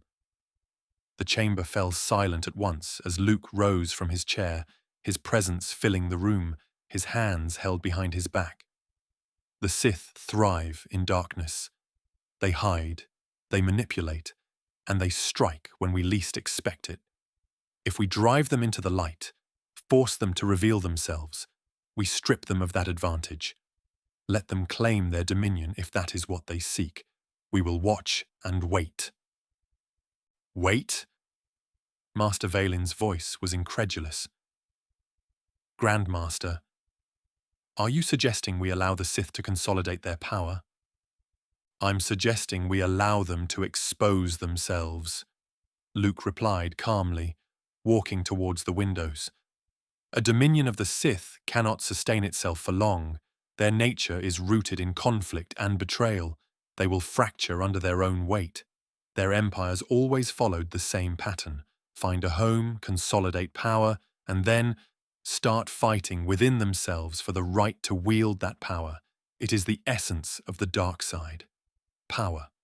Always the fight for more power. There is no peace in their tenets. But what of the damage they'll cause in the meantime? Jaina asked, her voice steady but her eyes questioning. She was on the side of striking them down without question. Luke turned to her, looking back over his shoulder, his expression softening. We will intervene if they strike against the innocent, but if we move too soon, we risk reigniting a war that the galaxy isn't ready to survive. Trust in the Force, Jaina. It will guide us. Our priority is peace. And, she asked the only person who would dare interrupt the Grandmaster's thoughts. Ben believes that he can redeem Vestara. Nonsense! Jaina spoke out by reflex, her voice carrying a patch of roguish tint in it.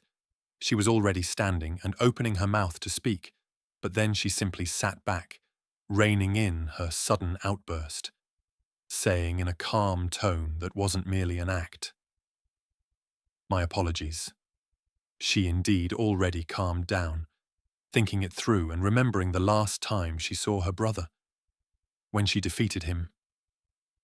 How, before his death, he acted like a proper Jedi once again, caring not for his own fate but for that of his wife and daughter, willing to accept death just to save them. I can't, and I won't stop Ben from trying, Luke continued, looking back out of the window, watching the sunset, remembering how it felt to do the same back home, on Tatooine. What he is believing is the same idea that I always held most precious. The council sat in contemplative silence, the weight of Luke's words settling over them. I believed in my father's redemption too. After what felt like an hour of silence, Jaina finally inclined her head, no longer trying to convince her uncle of a different approach. We'll monitor their movements closely, but we will need to keep tabs on them, know where they are, and know where they are trying to get a foothold. When the Sith reveal themselves as a local power, we must be ready. Luke didn't say anything more.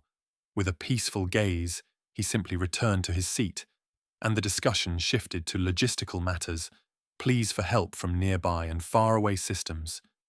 Yet, the lingering tension remained, a reminder of the delicate balance the Jedi Order sought to maintain in a galaxy still healing from its scars.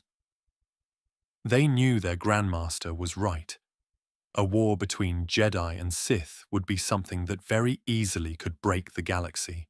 Chapter 9. History. I couldn't believe how much my life had changed in just a mere 2 months. Yes, it had an organized feel to it, just like back home. Learning and training those parts were the same, yet they were not. Back home, I did it because I had to. Here, I wanted to. When I first arrived at the Jedi Temple, the thought of wielding a lightsaber or feeling the Force as a living presence had been something that none of my dreams could live up to. Actually doing it was indescribable. Now, my days were filled with meditation, training, and lessons that stretched my mind and body to their limits, differently than analyzing old battle tapes or conditioning my body to withstand piloting a spacecraft. The Jedi training was exhausting, sure, but it was also exhilarating. The others had settled in as well. Vila, despite her rough start, was slowly finding her footing. She'd come to the temple with more scars than most, many of them invisible, but I could feel them the more we sparred. Her body had old scars in many places, but I think her spirit was even more scarred. I wanted to help her, but I had no idea how. I just hoped that our masters knew a way. Still, her dictionary didn't contain the word giving up, as she was trying, no matter how many times she failed something. I'd catch glimpses of her during lessons, her violet eyes narrowed with determination, her hand raised to ask questions when she didn't understand something. At first, she hesitated to ask about anything, but we all were told multiple times that there were no questions. and since then, she never held back from asking them. That was something I admired about her. She didn't let the gaps in her knowledge stop her from moving forward. Vila had come from nothing. I was sure by now that she was a slave, and now she was here, struggling to master not just the Force, but also the basic skills most of us took for granted: reading, writing, or math. Yes, the Jedi didn't just teach us to use the Force or fight with lightsabers. They wanted us to be well-rounded. Masters like Valen Kaedrin and Aren Solara believed that education was just as important as training. So, in addition to practicing the basics of Form Y as Padawans, we also were made to take on other lessons. Those of us who had a stronger foundation, like me, we were tasked to help those who didn't. I wasn't sure how much of a teacher I was, if I could explain things as well as our masters, but Vila often ended up sitting beside me during language or arithmetic lessons. She was stubborn, asking questions until she understood the answer completely. And I found myself respecting that determination more and more, wanting to imitate it. Still, she had her moments when she didn't need help or explanation. Let's just say she involuntarily demonstrated her Force powers. There was one time during a math lesson when she got so frustrated she nearly crushed her datapad with the Force. Master Rosh Peenin didn't seem to mind, calming her down with words and trying to guide her toward relaxation through Force. When Master Katan had learned of it in our following dueling bout, he laughed it off, saying something about how raw emotion wasn't all bad, it just needed to be tempered. Vila hadn't laughed. She realized that was something that a Jedi should have never done. Even if she didn't crush the datapad, the intent was there. I counted that as progress. The rest of us were finding our own challenges too. Jalo Vreek, a Rhodian Padawan I had spent a few spars with when we were grouped up differently, had a talent for lightsaber combat but struggled to sit still during meditation sessions. I think he once fell asleep trying to connect with the Force. I don't know why, but I teased him about it for a week, which only made him try harder. Somehow, I felt like I had to, and the result was evident at once, catching up to us all very quickly. As for me, well, I was still figuring things out for myself. I'd gotten the basics of Shicho down, at least. The wide, sweeping motions felt natural after a while, and I'd stopped bruising myself with the training saber when overextending and letting my partners counter my moves. But the Force, that was harder. It was like trying to grasp something just out of reach, always there but always slipping through my fingers. I could feel so many things that they felt overwhelming, making it hard to focus on only one aspect and start manipulating objects. Tonight, though, wasn't about training. It was about answers. I was about to do the same thing I did back home when I felt overwhelmed and wanted to relax a little. Read. As I made my way to the archives, the temple was quieter than usual. Most of the Padawans were asleep, and the only sounds were the faint drone of the ventilation systems and the occasional rustle of leaves outside when the wind picked up, or maybe some animals walked by. The light from the massive gas giant filling the sky above us filtered through the windows, deepening the shadows across the walkways. The archives were one of my favorite places in the temple.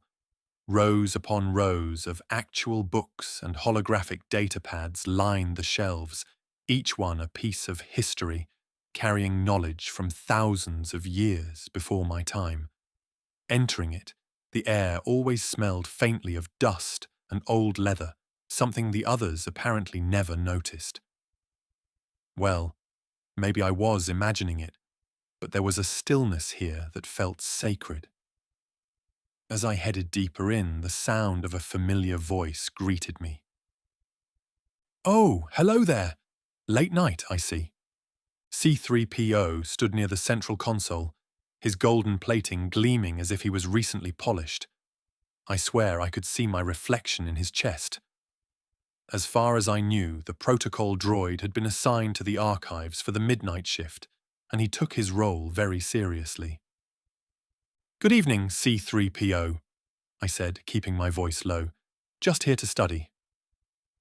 "Ah, excellent. The pursuit of knowledge is the hallmark of any Jedi, you know. Master Luke himself spent countless hours here, establishing the base of this wonderful collection and reading all of the tomes housed here. If you need assistance, I'd be delighted to help. My databanks contain over 6 million forms of communication, historical records, and I'll let you know if I need anything," I interrupted gently, not wanting to offend him. I just knew that if I didn't, he would never stop. C-3PO nodded, or at least tilted his head in a way that approximated a nod, and returned to his task of cataloguing holobooks. I made my way to one of the reading alcoves, settling into a chair with a datapad. Tonight, I wasn't here for just any history. I was here to hear Luke Skywalker's story. I could have asked C-3PO, but that felt wrong, and if I were in the Grandmaster's shoes, I would have placed some kind of security on my droid's mouth to prevent it from divulging sensitive information. Growing up in an Imperial household, I'd heard the name Luke Skywalker plenty of times, but the stories were always the same. He was a terrorist, a rebel, someone who had betrayed the galaxy by aiding the destruction of the Empire.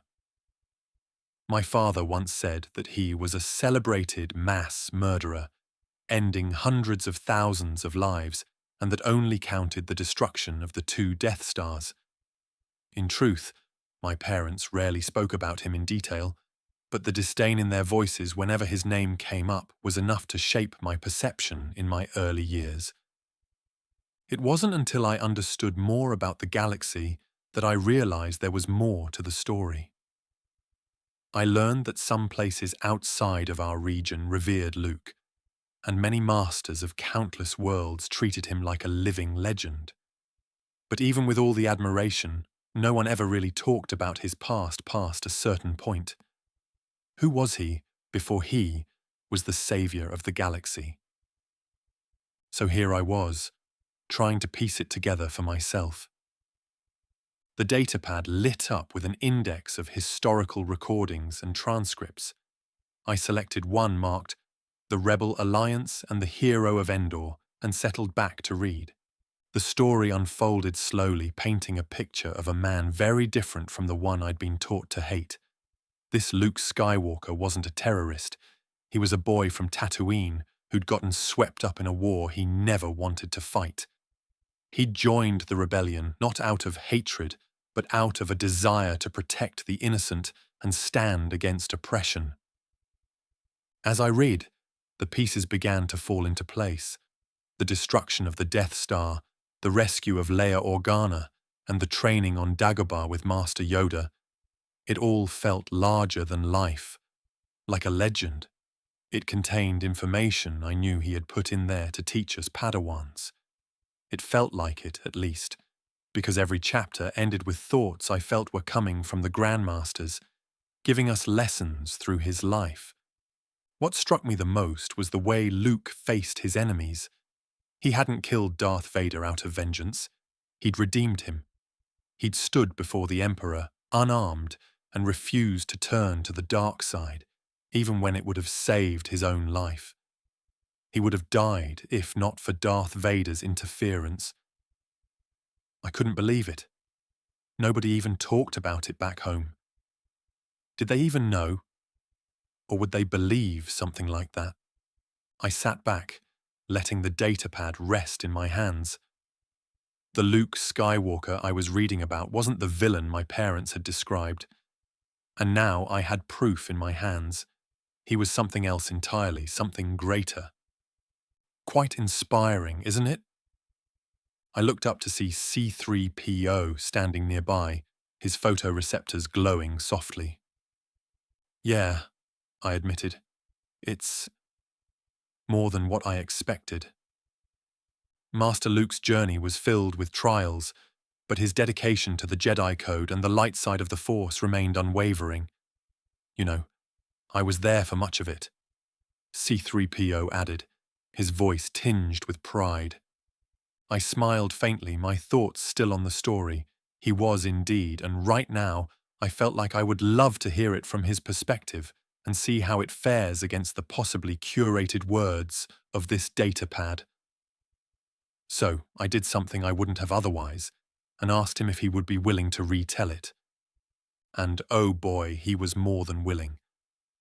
Still, it was like listening to a theatre play unfold, as he not only recounted what he knew, but I could hear the voices of the Grandmaster and his companions, along with his enemies. By the time I left the library, it was dawn the next day. I did not feel tired or anything. On the contrary, I was filled with energy. As I walked, I bumped into Jarlo, smiling at him. "Early training again?" I asked, knowing he was heading toward the meditation chambers. "I can't let you call me Snorri again, Kael," he answered in his heavy, Rhodian accent, playfully jabbing my shoulders. "See you at saber training?" "No, I'm upgrading." "Oh, are you going to pick your own style already?" "I'm not even the first or second to do that." I chuckled, which was true. Some, like Vila, had already begun learning a different form than the first. "Any ideas which one?" "Yeah." I nodded my head, feeling excited. It had been evident since the moment I learned about all the forms. I already had fencing as a background anyway. I'm going to start learning Form 2. Makashi. Chapter 10. Makashi. The training hall was still empty and unused, as most Padawans were spending their mornings in meditation. The whole room was missing its usual activity and focused feeling, letting it be replaced with serenity, the kind that perceived a duel. It was the type of peace I'd come to associate with the Jedi Temple, a quiet moment before something big, before the storm hit the shores. I stood in the center of the room, my training saber in hand, waiting for Master Aren Solara. I'd been assigned to learn Form 2, Makashi, the dueling form from him. Apparently, he was the most trained within it. I was hoping that it would go well, especially because of all the lightsaber styles. It was the one that felt the most familiar to me. Before making my decision, I watched the hollows of all of them, studying the records before feeling myself connecting with them and ranking that connection in my head. Back home, fencing had been more than just a skill. It was a tradition in every imperial noble family. Mine, with its obsession with its own heritage, had valued the art of the blade for generations. In an age of blasters, it was always weird, but I never questioned it. I could still hear my instructor's voice, my uncle correcting my stance, and feel the weight of the vibroblade in my hand.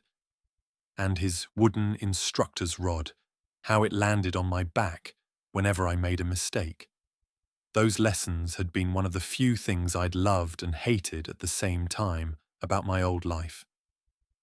The door to the hall slid open, interrupting my thoughts while Master Solara entered. His strides were measured, and his aura felt like the embodiment of precision. I already had a guess as to why he would be the one teaching me. There was no wasted movement in anything his body did. His dark brown robes didn't even sway as he walked, and his lightsaber hung loosely from his belt, swinging just like a metronome for his legs. His calm, analytical gaze swept over me as he approached, while I was doing the same to him, albeit with as much respect as possible. "Padawan Kael," he greeted, his tone unperturbed and composed. "I trust you've reviewed the basics of Makashi in the archives." "Yes, Master," I replied, straightening my posture. "It's different from what we've been learning with Form 1, more precise." Listening to me, Master Solara nodded, crossing his arms as he stopped in front of me. Precisely, Form 2, also known as Makashi, is the most elegant and refined of the lightsaber styles. It was developed specifically for lightsaber-to-lightsaber combat, excelling in precision, footwork, and control. It's no surprise you gravitated toward it given your background. It will come in handy if you ever run into the acolytes of the new Sith resurgence. That comment made me blink my eyes. Was there such a thing? We haven't learned about it yet, but I began wondering if it was true. Still, I couldn't just ask, as he had already unclipped his own lightsaber and activated it. The pale blue blade hummed softly, its glow casting faint reflections on the polished floor. I wonder when I will get mine, and what color it will be. Makashi requires discipline, he continued. It's not about power, but finesse. Every strike, every parry, is deliberate. There's no room for wasted movement, no room for brute strength. The lightsaber is an extension of your will, not a hammer. If you wish to learn Form 2, you must use it as a scalpel. He stepped back, taking a stance that was both graceful and intimidating. One foot slid forward, his blade angled downward in a salute before he brought it up into a ready position. This is Makashi's opening stance. Notice how it minimizes your profile, making you a smaller target. Your blade is held lightly but firmly, ready to respond to an opponent's strike. I mirrored his stance, adjusting my grip on the training saber. It felt right, like slipping into an old pair of boots. It wasn't identical to what I had already learned once, but that knowledge allowed me to mimic my instructor well. Good, Master Solara expressed, his sharp eyes watching my movements. You have a natural feel for it, but Makashi is not just about instinct. It's about control. Hold it. He didn't joke. I had to hold it for an hour. He periodically walked around me, correcting my body, which began to lean and go out of line. I involuntarily tensed when he touched me, expecting a hit landing on me, yet it never came. Well, old habits. I think he also noticed but never mentioned it, which wasn't surprising. It wasn't necessary for our training. After I felt my muscles burning from standing still for so long, he finally nodded, letting me deactivate my saber and allowing me to rest. We will repeat this with every movement, stance, and part of Makashi until it burns into your subconscious and into your muscles so you can pull it off without thinking about it. But before we begin, there's something you should understand about Makashi's legacy. I tilted my head, curious because he sounded cautious. Why? Makashi fell out of favor long ago, he continued, his tone growing somber. The rise of blaster technology and the decline of lightsaber dueling made it seem obsolete, too aggressive for the Jedi, as there were no enemies wielding a lightsaber. Only other Jedi. But it wasn't just the galaxy's changing weaponry, the disappearance of the Sith Empire that caused its decline. Makashi's most infamous practitioner, Count Dooku, or as the Sith knows him, Darth Tyrannus, played no small role in tarnishing its reputation. The name made me recall something I had come across while once looking for information on how the old Jedi Order fell into ruins. I'd read about Dooku in the archives, how he'd once been a Jedi, a master of diplomacy and refinement, only to become Darth Tyrannus, one of the architects of the Clone Wars, defeated by none other than the Grand Master's father, Anakin Skywalker. While thinking about it, Master Solara continued, his voice turning into a teacher's, lecturing me about something of utmost importance. The Jedi Master, once known as Dooku, was a master of Makashi, and his skill with the blade was unmatched. But his mastery came with arrogance. It didn't originate from the form, but it caused it to solidify and fester in his mind. He believed that his elegance and precision made him superior to others, and that pride was his downfall. Like you, he came from a noble origin, young Padawan. I wanted to say that it is not the same, but could I? I didn't know. So, I remained silent and listened. He abandoned the Jedi, fell to the dark side, and became a pawn of the Sith. Yes, he was just a pawn, playing a role that his superior ego refused to acknowledge. He was blinded by his arrogance. He paused, letting the weight of his words sink in. Makashi is a tool, Padawan Kael, a means to an end. Never let it become your identity. Remember why you fight, and never let your skill blind you to the wisdom of humility. Elegance paired with pride turns into vanity. Do you understand? I momentarily closed my eyes, repeating his words before I nodded, sensing the seriousness of his warning. I understand, Master. Good. Now let's begin. For real, this time. We started with the basics. It was not easy, and it took me 6 months to get the form down to a level he agreed to label as a beginner. When I reached that accolade, it was after he tested me.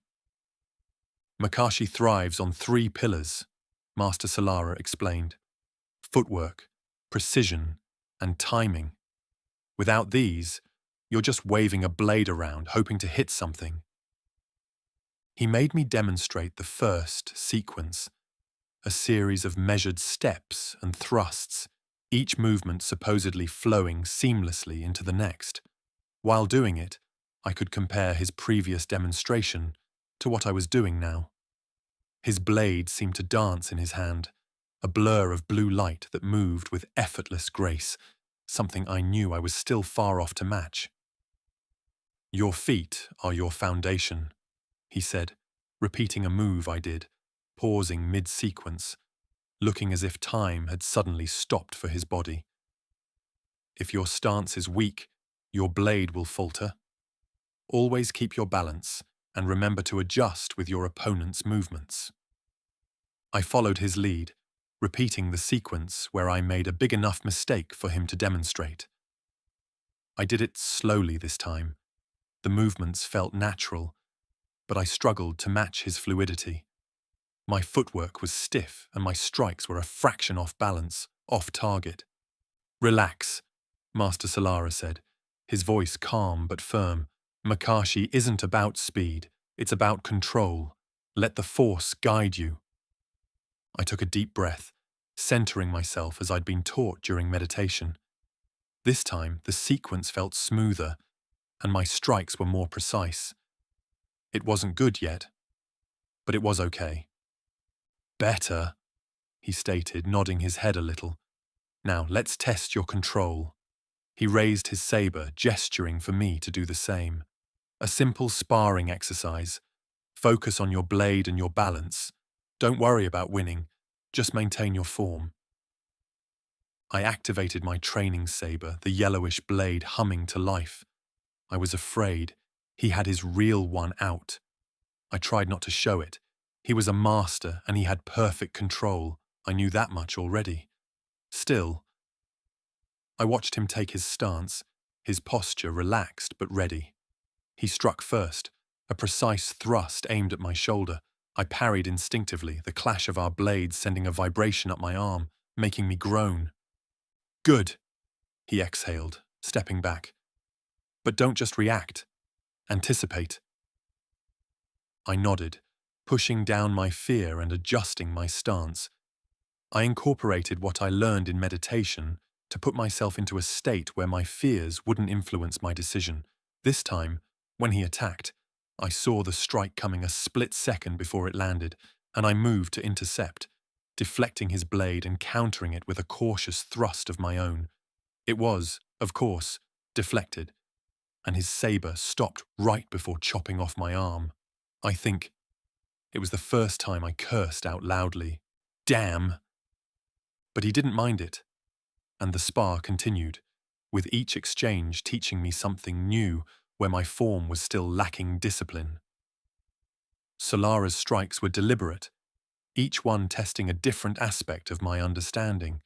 Some I blocked, others I missed, but with each pass, I felt myself improving. "Excellent," Master Solara said after a final exchange. He deactivated his saber, a faint smile on his lips. "You are worthy of being called a beginner in Form 2. You have a talent for this, Kael. But remember, Makashi is a path, not a destination. It will take years to master."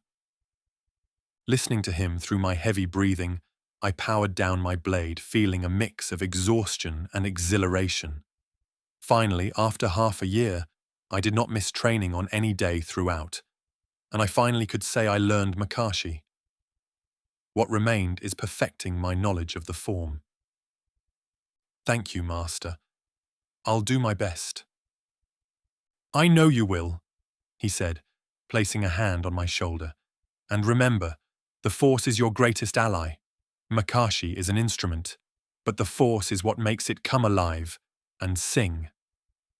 As I left the training hall, the lessons still echoed in my mind. Makashi wasn't just a fighting style, it was a philosophy that required discipline, precision, and humility. I made sure to always remember that.